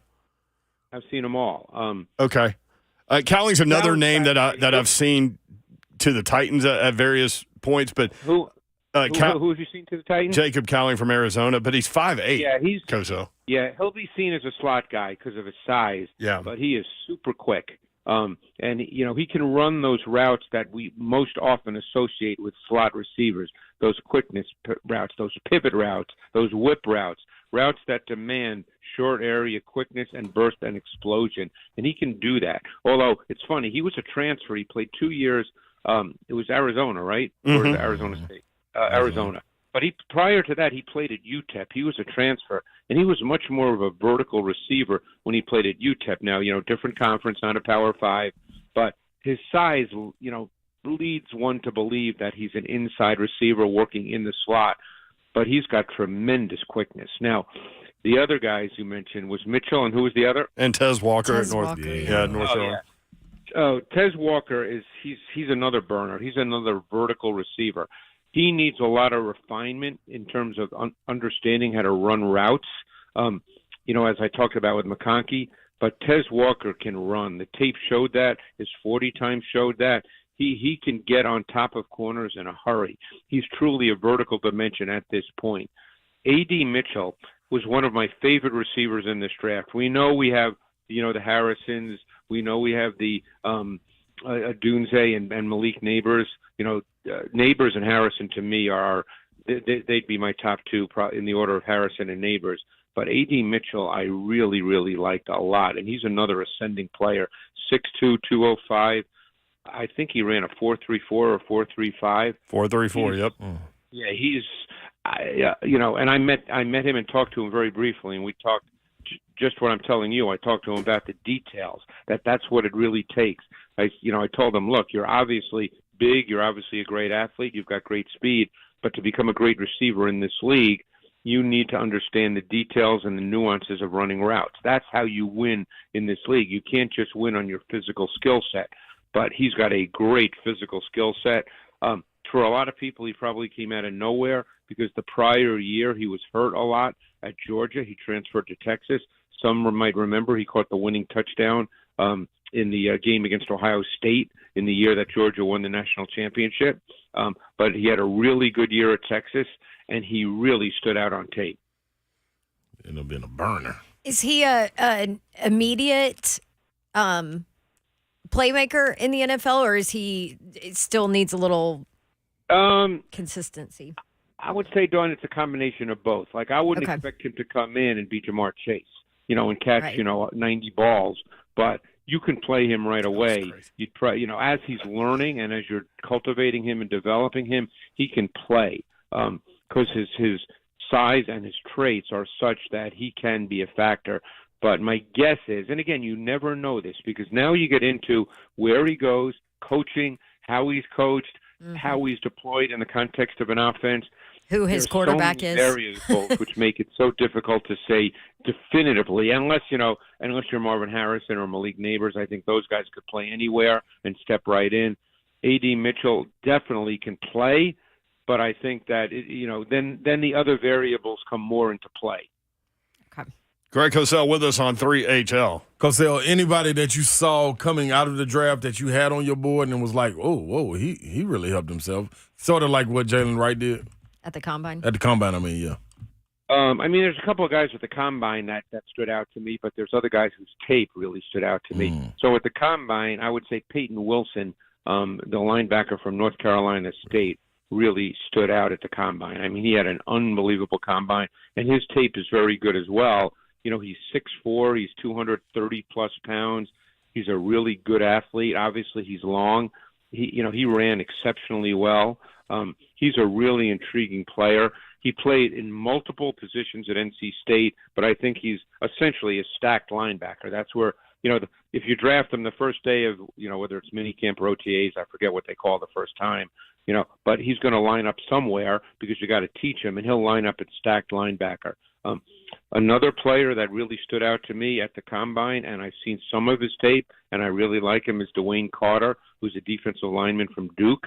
Dawn, I don't know if you've ever done a Duke game, but he really stood out at the combine, and his tape is really, really good as well. He's one of those guys that probably, not a lot of people are talking about, but once I saw him on tape, I knew that this guy was, he could very easily be a day 2 pick. Yeah, and he's everything. I mean, not a surprise at Duke, but everything you would want as a person, locker room guy, off the field kind of thing, too. Yeah, and the other guy who really stood out at the combine, but the analytics is going to get in the way to some degree, was Fisk from Florida State, the defensive tackle.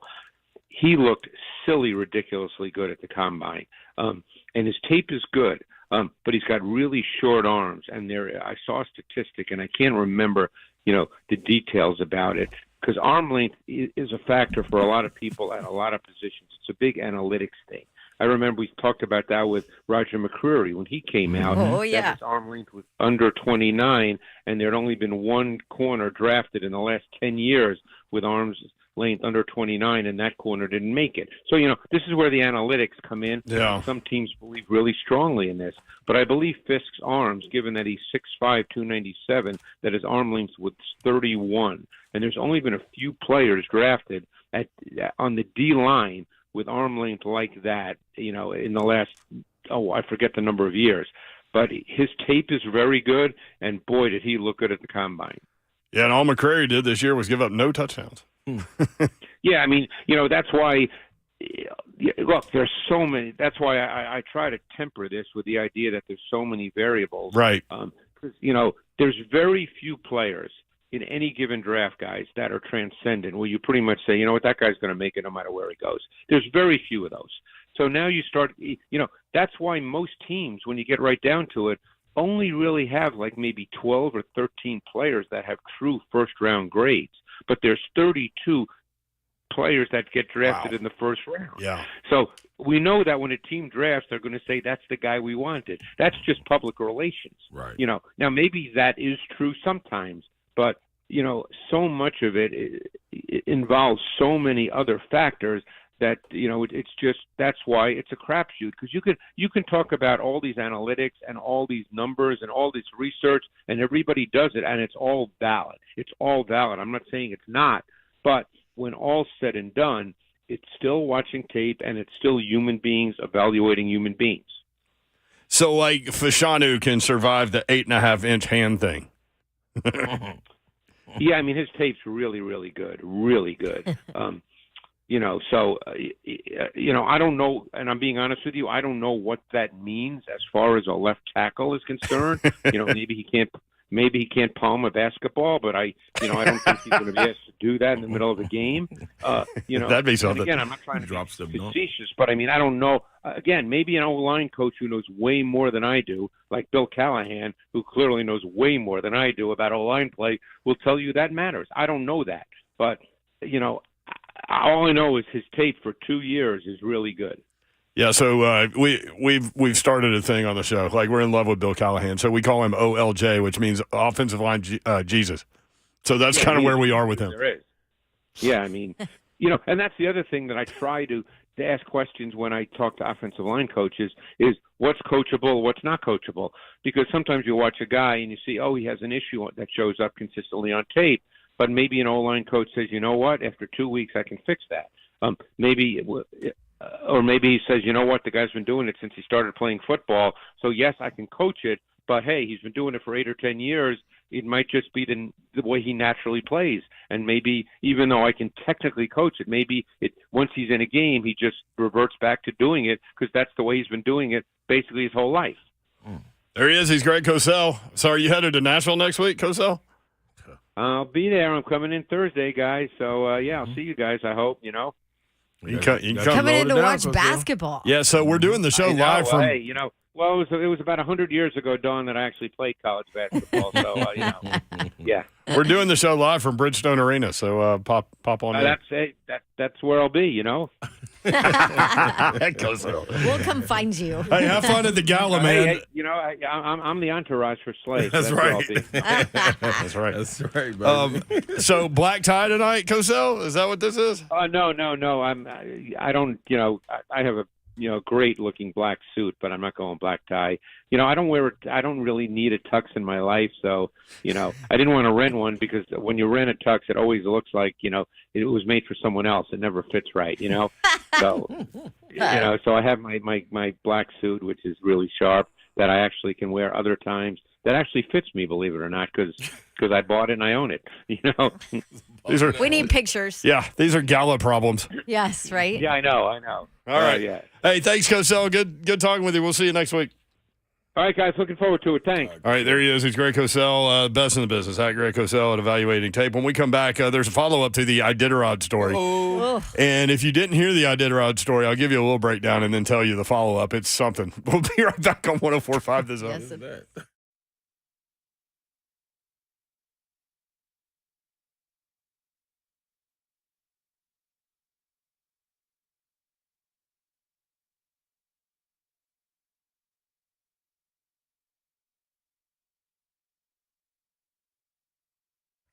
All right, you guys have heard me talking all week long about outdoor lighting perspectives of Nashville and how I had the owner Bob come out. We talked about what my backyard needed. You know, we did this big project and we couldn't enjoy it because it was too dark and we didn't have lighting. They installed my lights yesterday, at least some of them yesterday. Oh my gosh, it's amazing. Outdoor lighting perspectives of Nashville. I knew it would make a difference. I had no idea what kind of a difference it would make for our property, our driveway area, and our backyard area. It's amazing. You need to call Outdoor Lighting Perspectives of Nashville to help you out too. They've been around for over 38 years, family business since 1986, and they are Nashville's oldest landscape lighting company and the leader in LED technology. They'll give you a free nighttime design demonstration so you can see how much of a difference it makes. I was blown away by how much I love our outdoor lighting. Check them out. Outdoor Lighting Perspectives. Go see them online at outdoorlights.com/Nashville.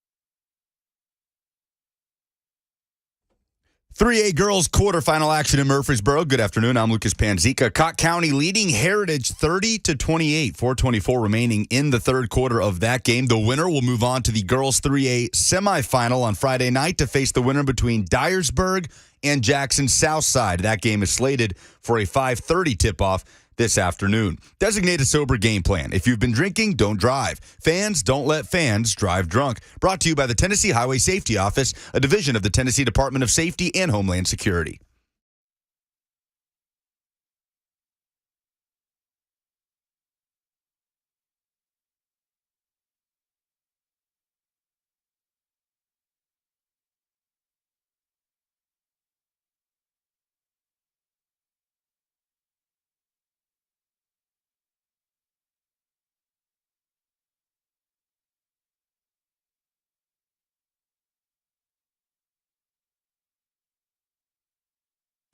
Three HL 104.5 The Zone. Brent Doherty, Don Davenport, Ron Slay.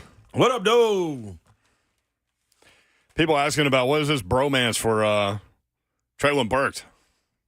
See, all I need you to do is get on the train because the trailing train is rolling.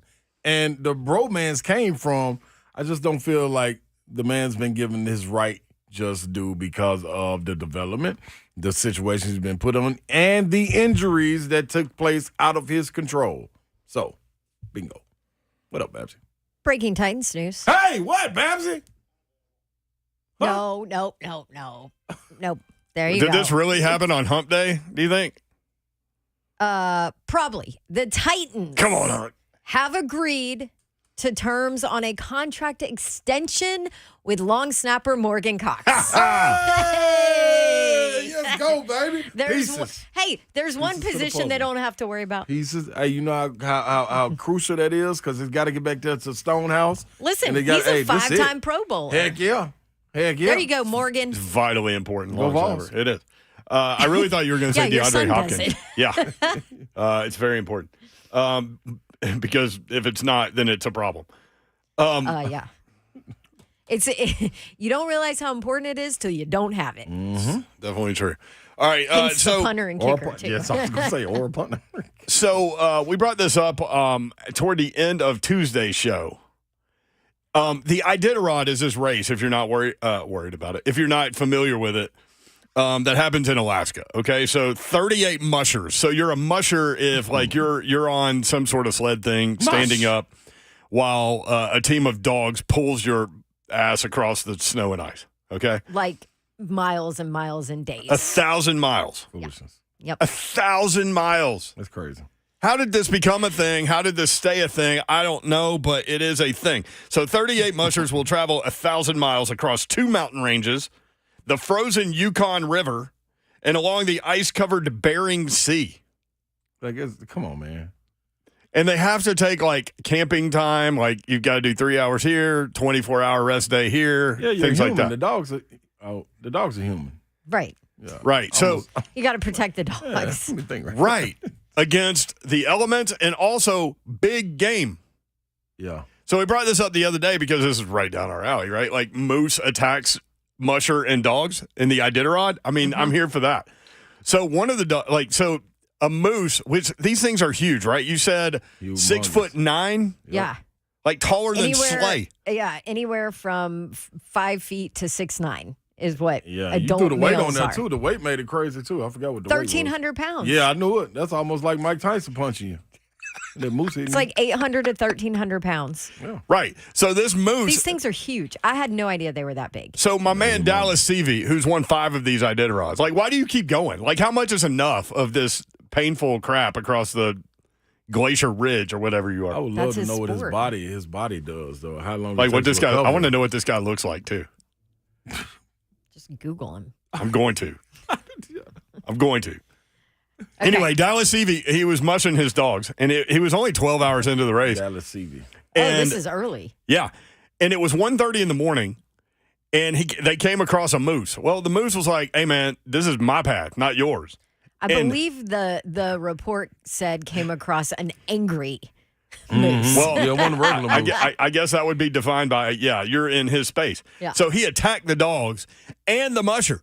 So the musher pulled out his how many? What was the weapon that 22 caliber. 22 cal? He pulled out his gun and shot the moose.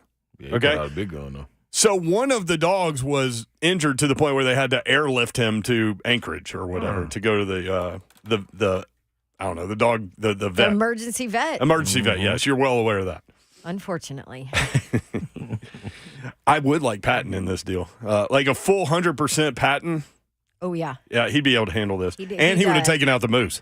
Mess around and find out with Patton. Yeah. Well, so one of the rules is if you come across like moose, caribou, whatever the big game is, and something happens where, you have to defend yourself or your property is how it's worded, by killing the animal, you have to gut it. And then they come by and get the meat, and then they give it to the communities. And so I guess that's, like their generosity for having this ridiculous race. Mm-hmm. And so my man Dallas Seavey got penalized 2 hours. They had a committee meeting that investigated how he gutted this moose. So he got penalized 2 hours for not properly gutting the moose on the course. How did he not properly gut it? I don't know. It's 1:30 in the morning. He's trying to win. I don't know. I don't know. How do you gut a moose? I don't know. Like, when That's are you a huge done? Animal, yeah. It's a lot of gut. 1,300 pounds. That's a lot of gut. When are you done? I don't know. Anyway, his quote was, "I gutted it the best I could, but it was ugly," end quote. Yeah, I bet. These moose ain't on the wake in 180. Big moose. So we'll be following this story and This keeping you is updated. Bizarre. Dallas Seavey trying to win the Iditarod. Iditarod for the 6th time. Well, now he's not because he got penalized 2 2 hours hours. for Yeah, not gutting you properly. can't make that up. You can't make up 2 hours? How you going to make 2 hours up? You can't sleep. Then you putting everybody in danger.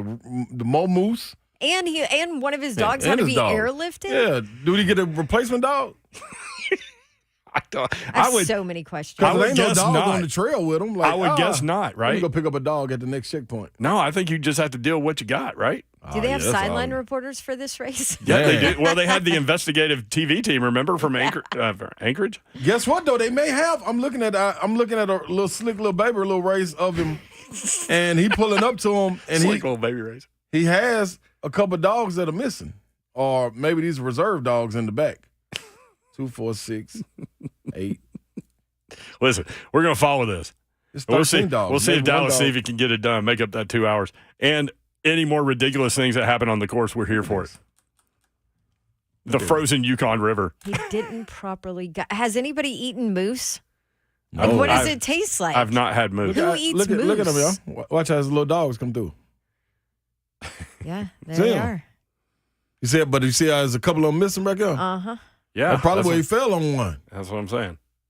Yeah, he said the moose fell on him. That's a heavy moose. Yep. All right, more 3HL when we come back on 104.5 The Zone. I want to hear this interview.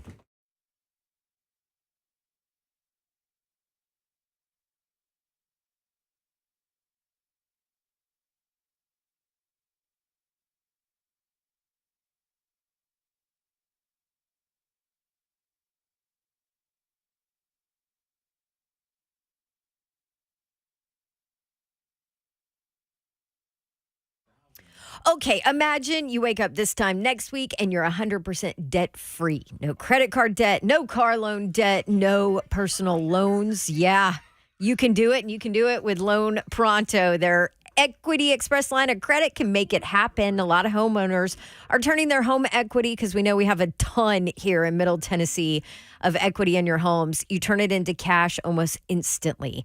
Loan Pronto's AI-based system gets you approval in 10 minutes. How about that? With almost no documentation, no appraisal, no hassle. You can get hundreds of thousands of dollars out of your home and use that money to pay off all of your other loans.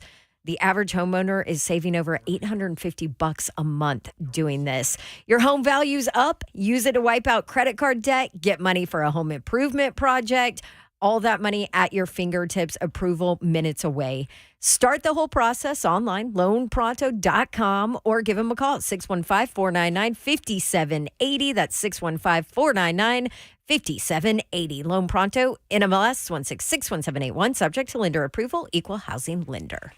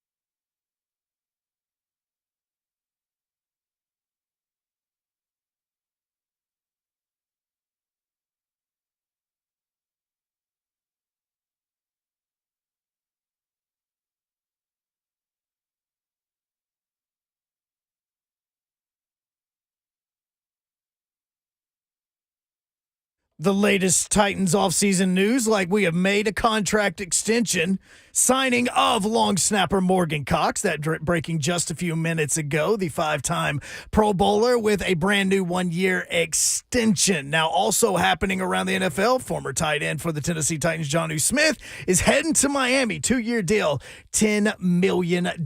And tonight, the Preds, maybe some new Preds in uniform, depending on if they can get to Bridgestone or not. 8-game winning streak went out the door on Tuesday, but they still have a 9-game point streak that is active as they host the Buffalo Sabres tonight at 7 p.m. You can watch that over on Bally Sports. For all your foundation repair and waterproofing needs, you need to visit USSTN.com. Breaking news at once on your home for the Vols, the flagship station for your Tennessee Titans, as well as home to 3HL. This is 104.5 The Zone.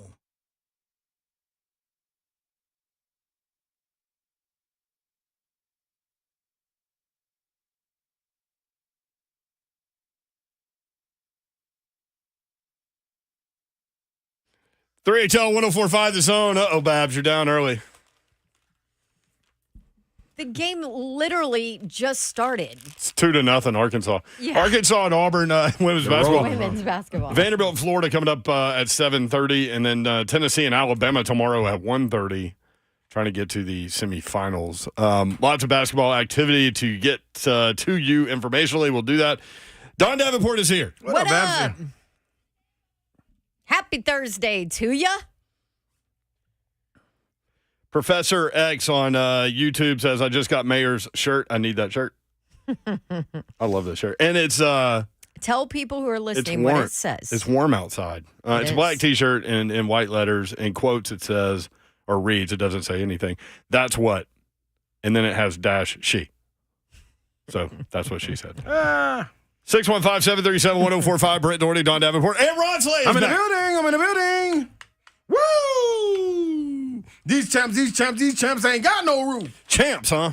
These champs ain't got no roof. That's right. Tennessee wins 66-59 at South Carolina. Ooh. Rick Barnes said it's so hard to win a championship, said their guys set this as one of their goals when they first got together. Said he's really proud of them. Me too. And he said, make no mistake about it, we want to play on Monday. Which means no mistake about it. National championship game. Grant Williams was there with Al Wilson. That was something. Sitting side by side. And Okay. The Al Wilson memes Yeah. that are out there. Yeah. I didn't even see him. He just Oh, my always looks gosh. angry, right? He looks like he can take down Mike Tyson in a fight. Does he not? What did I might Zach bet on Pillar played for former Titan offensive lineman Zach Pillar, who now with his wife runs his neighbors' bars and grills. He played in that 1998 Tennessee-Florida game, and he said what he remembered about Al Wilson outside of the spectacular play was that he looked like a 50-year-old man. Yeah. He said he had bags under his eyes. He just looked, Sideburns up all night, baby. just looked pissed off Yeah. and was. Every bit of it. I mean, At all times. what did he have in that game? 15 tackles, 3 forced fumbles, and just crazy. Recovered one. Grant Williams said these guys have a chance to be special, is what he told Bob Kessling on the Vol Network. Barnes also said he wants the post guys to finish shots around the basket to take some of the pressure off the team. That makes sense. Because they did miss some around the basket. They could have extended the lead further. Let's see what else. Said it was a slugfest. They knew it would be. Said his guys played great defense without fouling. Mm-hmm. Tennessee with 14 assists on 20 made baskets. That's 70% of the made baskets assisted. 19 to 22 from the free throw line. Committed just 13 fouls in a very physical game. And allowed just 5 fast break points. Tennessee's winning games in different ways, game to game. Yes, they are. And will continue to because they have been tested. And that's what you talk about when you get a non-conference schedule together. You want to be tested. So for things that you will see later on in the season and eventually, hopefully, if you're good enough to be able to get into March Madness and the NCAA tournament and see those same things. Different styles, different ways to win, regardless if you win or lose leading up to it. You want to be prepared. You don't want anything to pop out and you be like, oh, wait a minute, we didn't discuss this. No. Dalton Connect on winning the SEC title. It feels great. We got the job done, but at the same time, the job's not done. We've got the SEC tournament and the big one, he said. They got that job done. the job of the regular season, which is a goal for every single team that starts out. When you start conference play, you say, you know what? We're prepared. We're ready to go. Let's go win our conference. And what happens? You go win your conference, and then it's a calibrate. list. Yeah, It's hey, a there you checklist. go. Then you're a conference It goes in tournament. order. In a big tournament, yeah, it's like that's what it is. Kind of like in Major League. Whenever they reach one of their goals, they would take a piece of clothing off the owner. Yes, they would. Really? Yes. Yeah. And trust me, every single part of that dress came off. Stop it. That With lady her called. quote that said, "You guys stink." Yeah. Stop it, Hunk. That lady called and said she doesn't want to see any more nudity on this show. You're right. We need to stop our nudity after our news on Saturday nights at 10. I don't know. Was You such a- guys, who it started seriously was a phone call Yeah. to Honk. I'm like, when have we been nude on 3HL? Yeah, she goes, y'all can get your point across without having that women's wrestling on at 10 o'clock after the news and them being all nude. It's all kinds of questions. So Andrew Pertloff, formerly known as McLovin on the Dan Patrick Show, tweeted out a picture of Dalton Connect pointing to his ring finger after the game and wrote, winning a regular season SEC title gets the ring celebration. Dalton Connect is incredible, but got to have a bigger tournament goal. And That's he's dumb. But guess what, though? That's right. In a sense, got to have a bigger tournament goal. Which that doesn't this mean he wasn't doesn't. the tournament, though. Yeah, it doesn't mean he doesn't have that goal. Like, why would you like? It's just hot take. We haven't made So, the tournament yet. Jason Swain wrote, and I really like this. Nope, this is it. DK is just satisfied with winning the SEC regular season title. Time to opt out and prepare for the NBA. Right. Or ... Just maybe an athlete in the moment is happy with his teammates to help his hoops program do something that hasn't been done since 2008 and 1967. It's only the third one in 56 years. Athletes can be happy in the moment. Let them, without always over analyzing every single move they make. Just to have a take. It's okay to sometimes not have a take, folks. Truth. This is very true. Truth, Swain. It's okay. Just let it breathe. It's all right, y'all.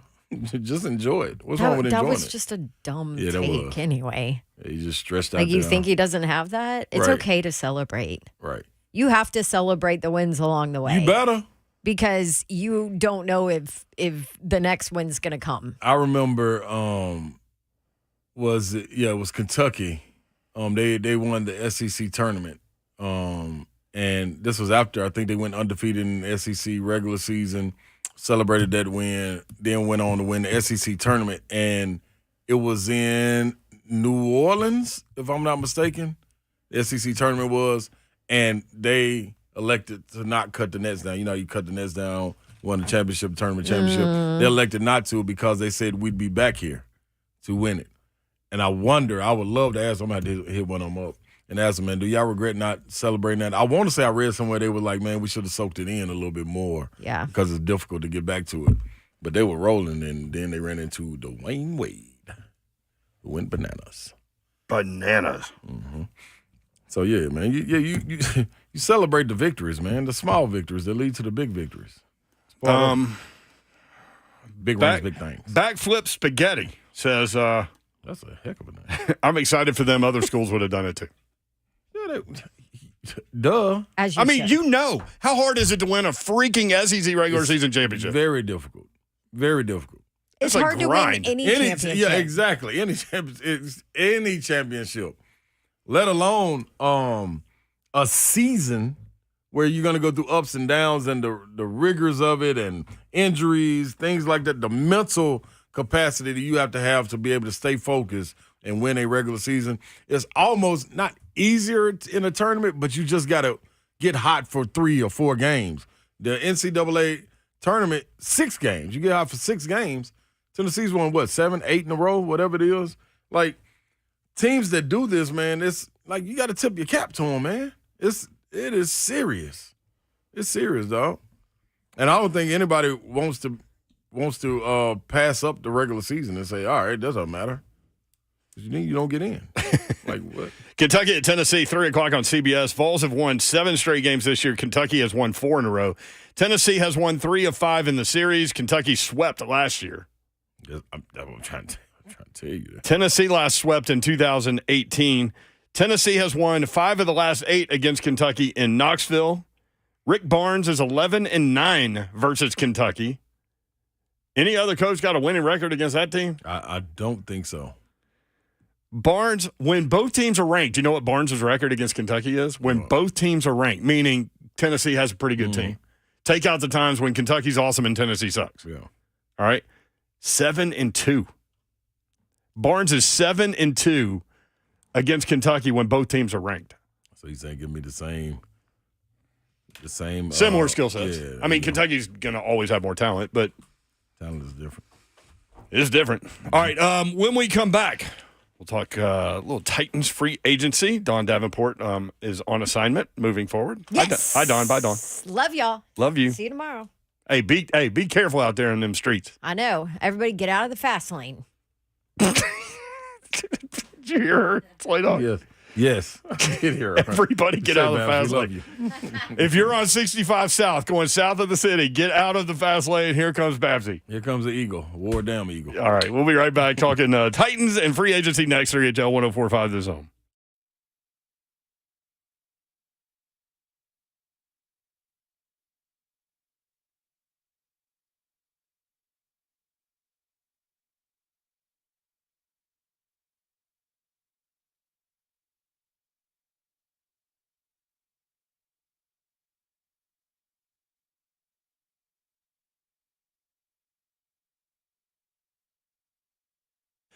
Coming up next, Ramon Foster will talk Titans with us and free agency and all those things. Ramon Foster, Big Savagery next. Gupton Dodge Chrysler Jeep Ram. That's where you need to go to get that next new vehicle, whether you're looking for a car, truck, SUV, or Jeep, new or pre-owned. My guys at Gupton will help you out and hook you up. All you need to do is tell them what you're looking for. Maybe you need more space. Maybe you need something with better gas efficiency. Maybe you need something that is a little less expensive, whatever your needs are. Maybe you need something more expensive. Let's go. Either way, no matter what you're looking for, my friends at Gupton will help you out. There will be no pressure on you at all. They simply want you in the vehicle that's right for you, and that's what will happen when you go see Daniel Gupton and his crew at Gupton Dodge Chrysler Jeep Ram, 24 West Road, Clarksville. Exit 35 is about 9 miles outside the city. And that's a straight shot, 3450. Tom Austin Highway in beautiful Springfield, Tennessee is about 30 minutes from downtown Nashville. These guys are awesome. Their service department is incredible, too. So when you need your oil change, your tires rotated, all of those things, my guys at Gupton will be able to help you out. GuptonMotors.com is the website. That's Gupton Dodge Chrysler Jeep Ram. What up, dude? Big Slay right here. Code Generators bringing it through for you. Yeah, me and Babs are representing. You got this right here when you're talking about Generator Dave. Cove Generators, that is the expert on everything generators. That is Cove Generators, and Generator Dave is affiliated with them. Get it? Generator Dave. Why wouldn't you want to be lined up and taken care of correctly when messing with Cove Generators?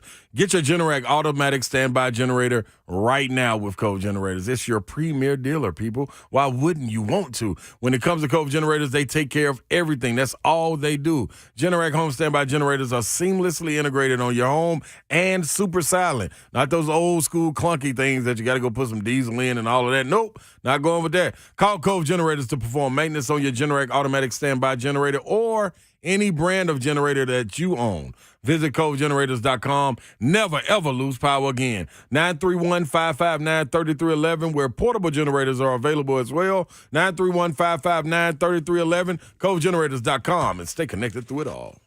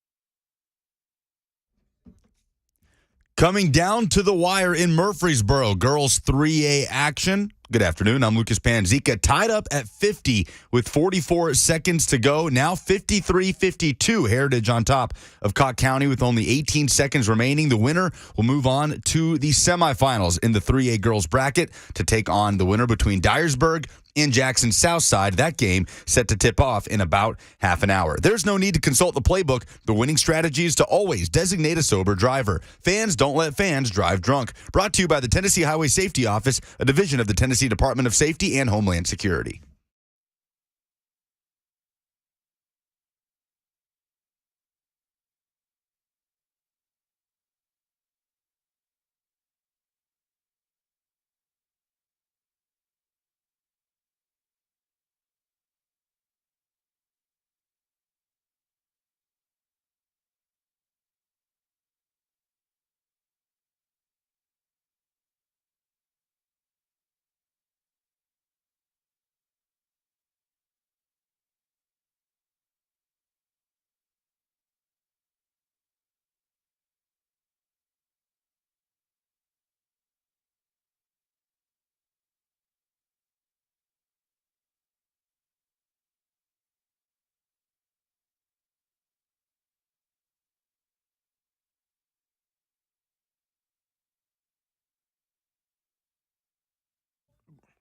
Welcome back into 3HL right here on 104.5, The Zone, locked and loaded. Bringing it to you.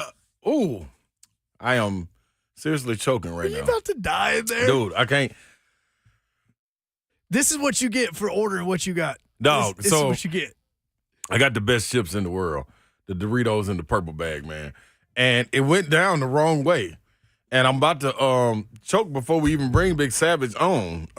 Big Savager, how you doing, my brother? Savage. Hello? Hey, there you go. Hey, there you go. Hey, I'm going to be real. I thought you had me on hold with, like, going live because that Nelly song right there, man, is by far one of the coldest songs ever. I remember being a young fella hearing that track, man, and being like, what is this? Like, there wasn't nobody hotter than Nelly, man. He hard. I got to give it to him, man. I love it. No, that was cold-blooded right there, dog. That was it. But your brother's over here, man, I don't know what's going on. The little chip went down the wrong way, man. I've been drinking water. What a bad time for me to go talking about digital things that we do on the radio station with Hunter Rice. He's been coughing for the last 5 minutes. Are you okay, Yo, dog? he told me that you was down bad over there, Savage. You all right? No. They said no. Hey, go get you some crackers or some bread to take it down. You be all right. He gonna be Crackers talking with some like bread. this here. I think he needs more Doritos is what he needs. Hey, oh man, I mean that could help flush it down. He ain't I lying will about say that, this. y'all. Like he's not going to die. He's just in some mild discomfort. Yeah, It you can looks cough, like. you can breathe, so he all right. Big Savager, Ramon Foster, Ramon, Kayla, and Will on weekday mornings here on 104.5 The Zone. Killing it 6 to 10 weekdays. I got a question for you. Why do y'all call it RK Dub, but when I hear Will say it, he says RKW?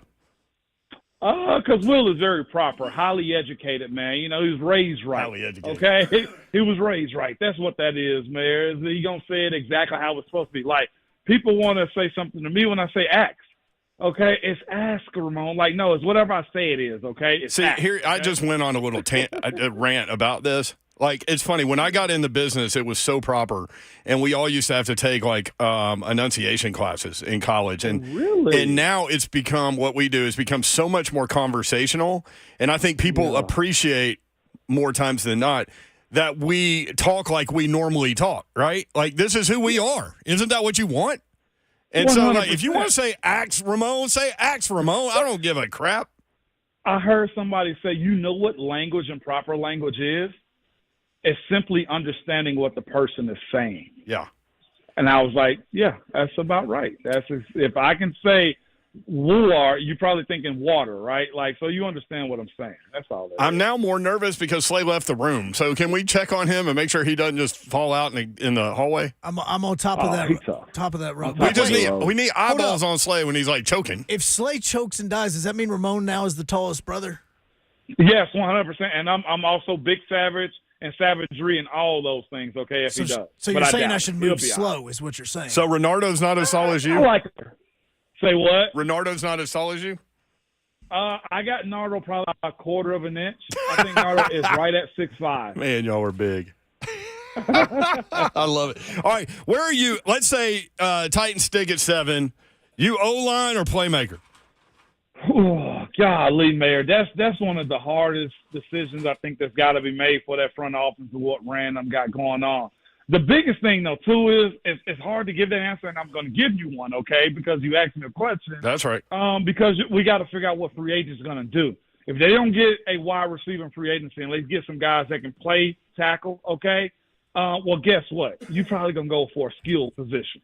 Go wide receiver. And I'd also even throw somebody like an edge guy, too, if you're not going to get either one of those two. I said I'm not sure if you take a guy like Quinyon Mitchell early, but the idea that this squad somewhat needs a corner, like he will be there in those spots right there. I got to give credit to, as you said a second ago, Will Bolin, when he said when Heupel got hired and everybody's talking about the offense, and Mayor, you may have said it too, you can't be boring and bad, right? And if you think a wide receiver makes you a little bit more exciting, you go that position. And considering you look at Brian Callahan and say he's been at a place that took the wide receiver and found ways to make it to the Super Bowl even without the best protection. Right. So he knows how to navigate it if his guy is gone. If it's me, I'm taking the boring pick here. And that's the guy that what everybody says is a sure fit, and that's Joe Alt. Because that somewhat tells you you're building your squad up for not just now, and you're not sure if next year's tackle class is going to be this strong, and if it isn't this strong, are you picking that high to get one of those better tackles? Because there have been some down years as far as college tackles have been concerned in the draft. So he seems to be, at that pick, if they stay at 7, the strongest candidate. And when you look at it, Savage, man, you got I'm back. How does my mic get turned off? By the way, Slay's back. I'm back, everybody. You okay? I'm good, There man. you go. Little Dorito went down the wrong way, man. Lauren said those purple bag Doritos are worth choking on. They're the They best. so are. I'm telling you, but it's a bad boys right here. I'm telling you right I've now. never had one. I was okay with going on out of here. But that little Dorito stuck in my lip, bro. Going on out. Yeah, Not on my watch, dude. I see y'all. I ain't gonna sit here and watch you die. Hey, man, don't mess up my flavor that I had. I'm telling you. Hey, you going out like the daddy on Color Purple, man. Hey, man. All right, so O-line, listen, that is the safe pick, especially when you get a cinder block or a pillar like Joe Alt right there.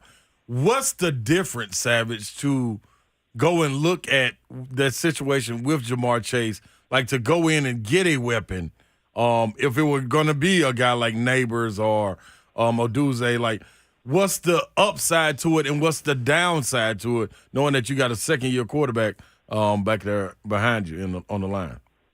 The downside of it to me is, as it stands, I don't know if those dudes are as highly touted as Jamar Chase is or was at the time.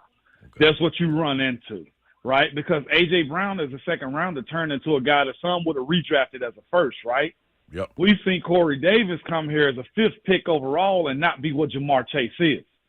That's the difference to me. I think the caliber is different. We're talking like maybe a 5-star versus a 5-star plus.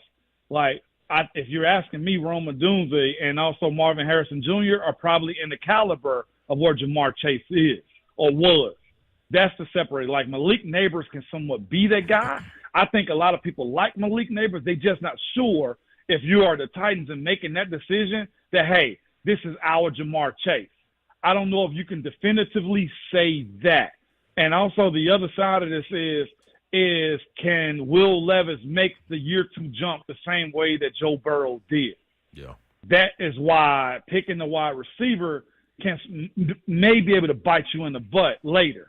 Is, well, you shouldn't have been thinking that. You should have been thinking long term. And people will never say that in the moment because everybody's going to love the exciting piece of what Malik Neighbors could be, right? But if he bombs out or he doesn't turn into the dude that you think he could be in referring to like a Jamar Chase, then everybody's going to say, well, you should have picked Joe Alt or Olu Fashanu. That's where it becomes problematic, and people lose jobs over those type of decisions. That's the difference. Yeah. Is Jamar Chase was known, and what was he, number 5 overall or number 3? Number 3, I think, somewhere in there. Yeah, 3 to 7. Right, and that's different. And so I think this draft's going to be interesting. It's going to tell you a little bit about what these guys think about a lot of things. Like I promise you, if they see something in one of those wide receivers, they're going to take them. Yeah. Because of that previous history. But the other part of it is, I think that tells you something about what they would think about Will Levis, like that he is that guy, despite being pressured, can get the ball on the edge in pressure packages when it's man-to-man on the corner, right? And that they trust him to be that guy and make that development. So I think this is going to be really interesting, man. It will be, too. And here's the thing. We've seen a commitment to Levis because Tannehill won't be on this roster, right? He's not on this roster as it stands. And I'll just drop this nugget. Don't be shocked if they go into free agency and we look back and say, man, they cooking.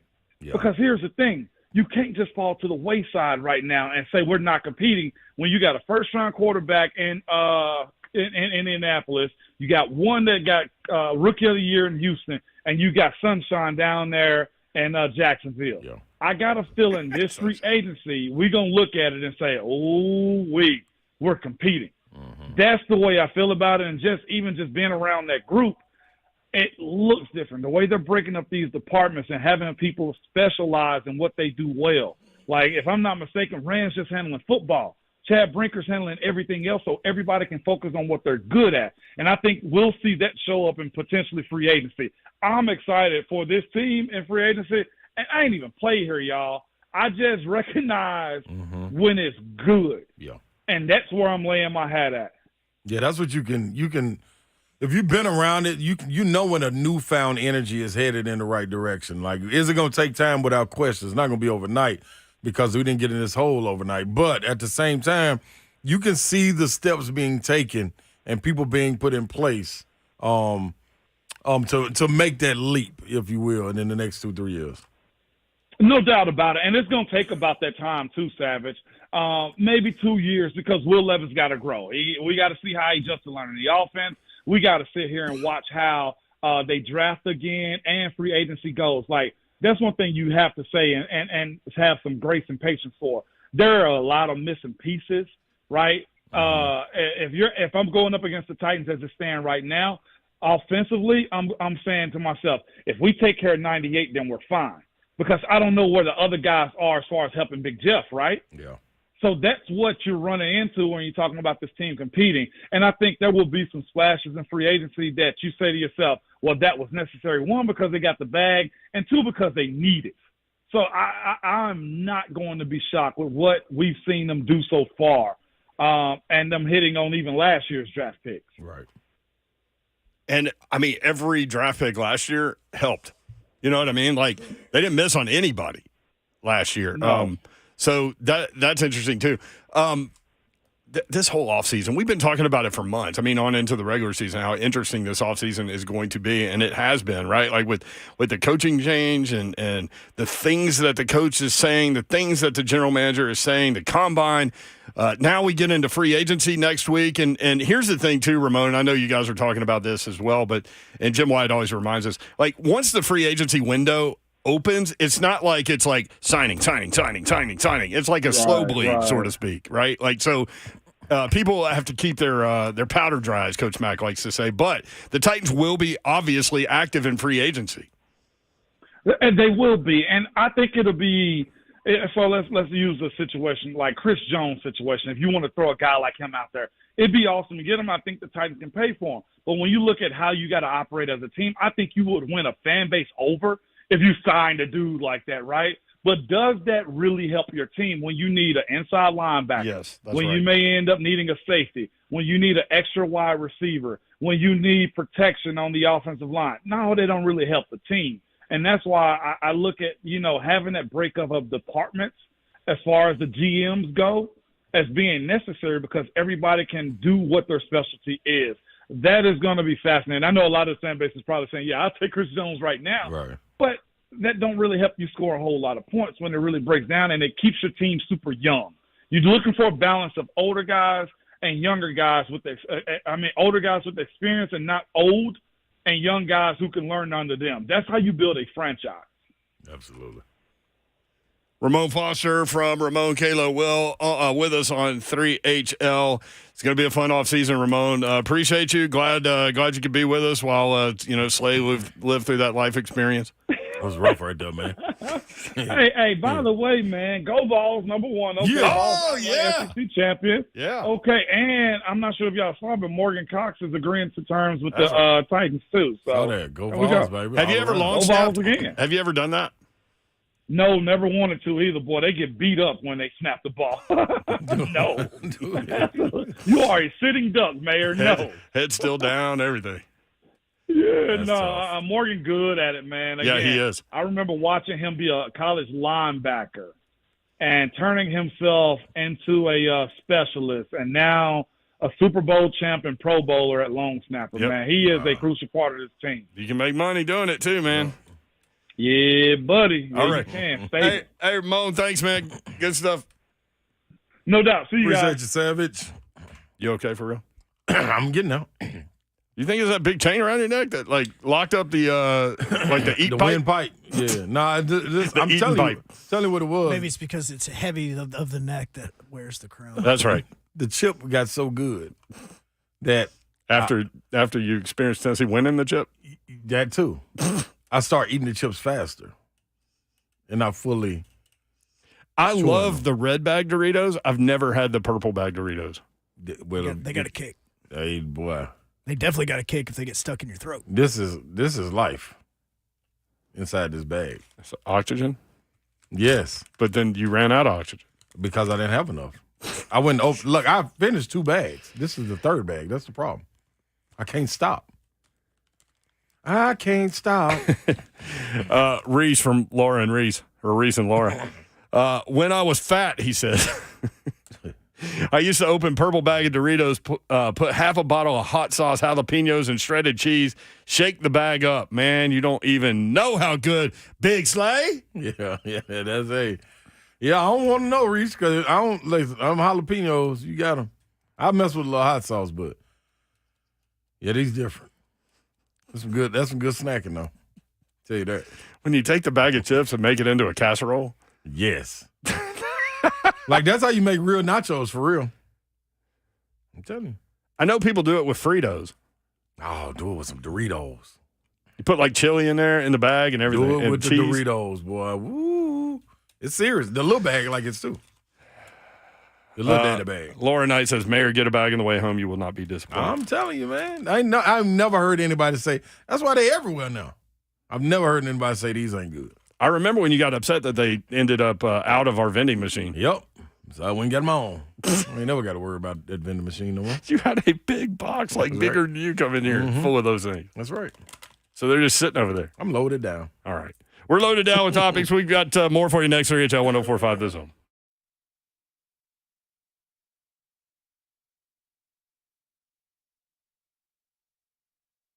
What up? What up? What's happening? Holistic Stem Cell Therapy. KellamStemCellInstitute.com. I got a couple partners that's trying this, and I told them, listen, take it from me. I went through it. Y'all know how I used to be when I was riding in the car. I had to pull over, and we went there for an hour going on a road trip. Had to stretch that knee out, man, or let the seat all the way back. Man, try to stand up in the car while driving. I mean, while riding. Oh, man, yeah, I ain't going to put nobody in danger. But, man, I'm talking about it would feel inflamed like somebody was holding a lighter to my knee. I didn't want that problem anymore, so I got it solved. My body, my cells, my solution. Went in there, got the therapy, treatment, got it done, sat down with Dr. Kellum. Before that, in my consultation, he answered every single thing and even told me some things about myself that I didn't know, like where it could have come from, how you stay, what were the things you were doing to prevent it.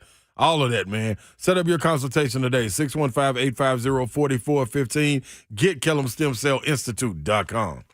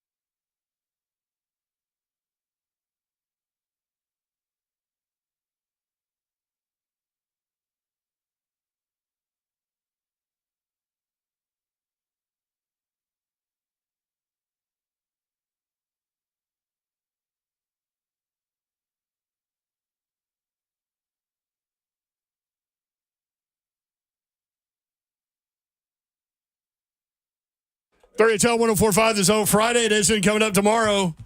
Here's what we got for you. What? Trash Talk Friday. And it's on.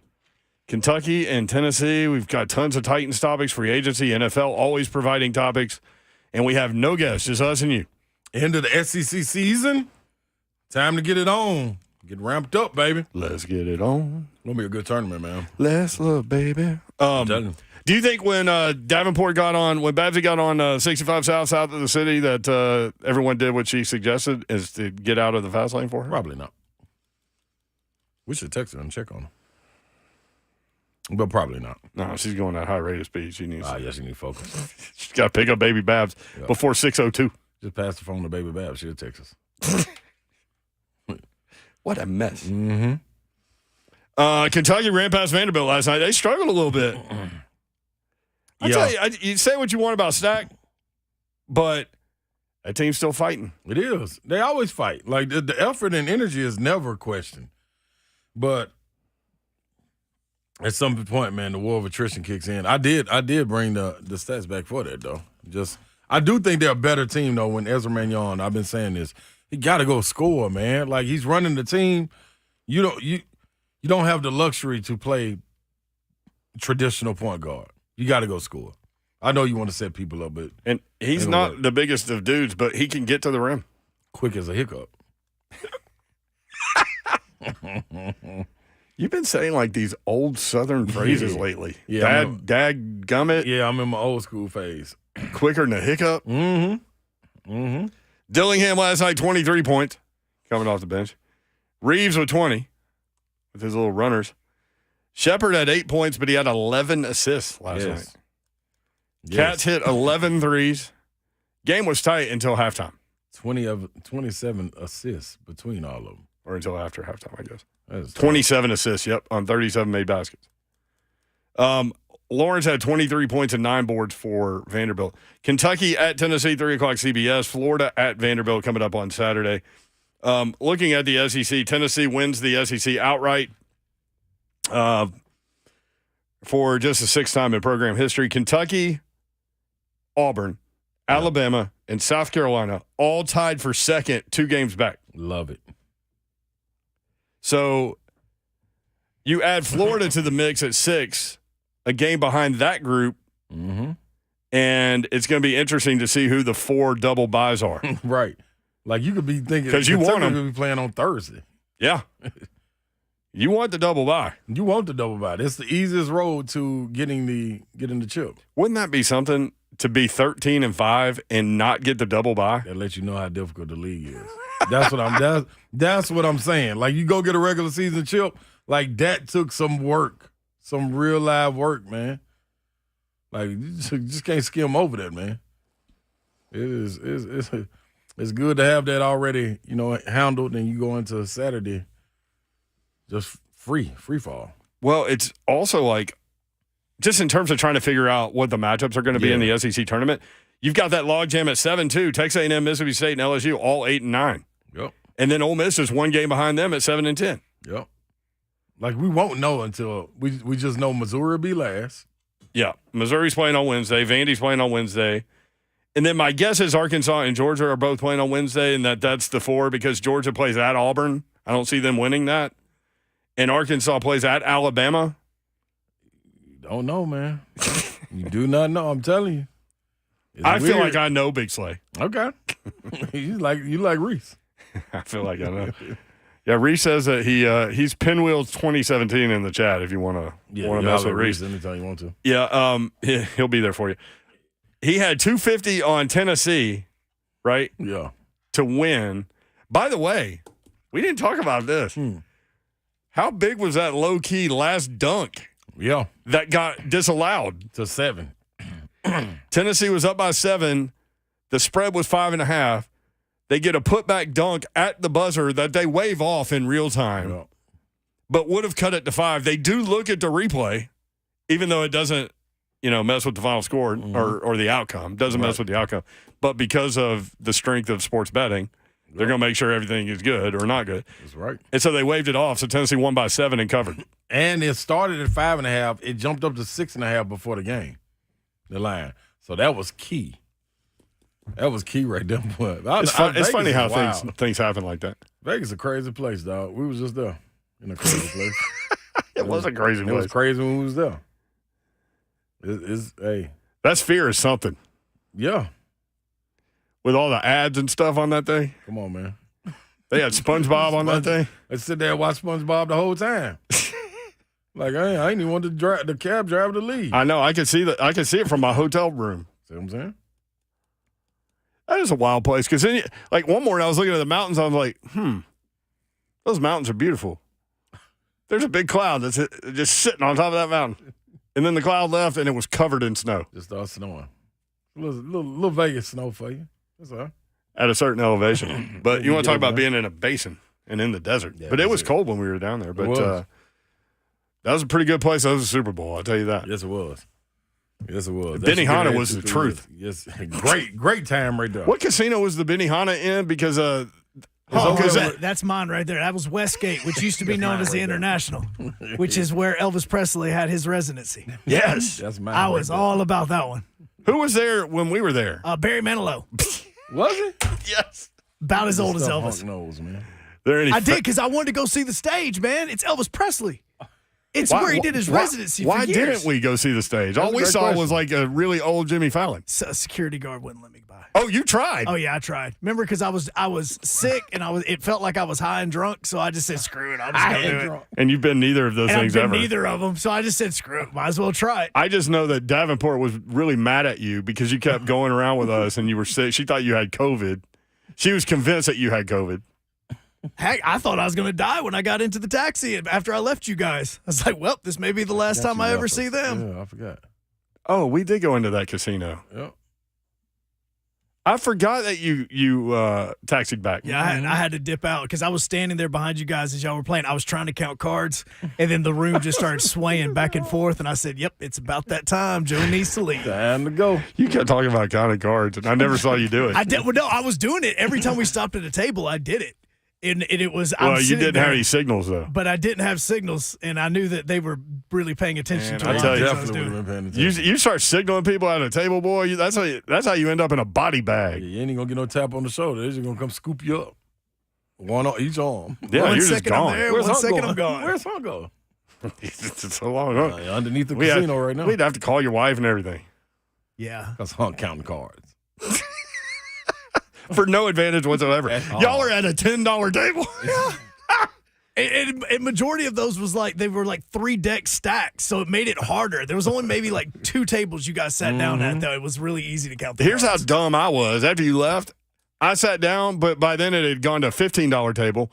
But they were grandfathered in at $10. So every hand I was playing 15, they were playing 10. That's how I ended up with 7 blackjacks and still busted in an hour. It took me an hour to bust through $100. It took no time. It's $100 an hour. It was a fun hour, though. I got to tell we you. had a good time. Yeah, we did. We had drinks and everything. All right, Terry and Bowling Green, I know you want to talk trash. Call back tomorrow. You go to the front of the line. Appreciate you. Appreciate everybody. Love y'all. Be good tonight, and we'll be back at it tomorrow. How did I do that? Back at it. Good night. God bless. See you. Wouldn't want to be you.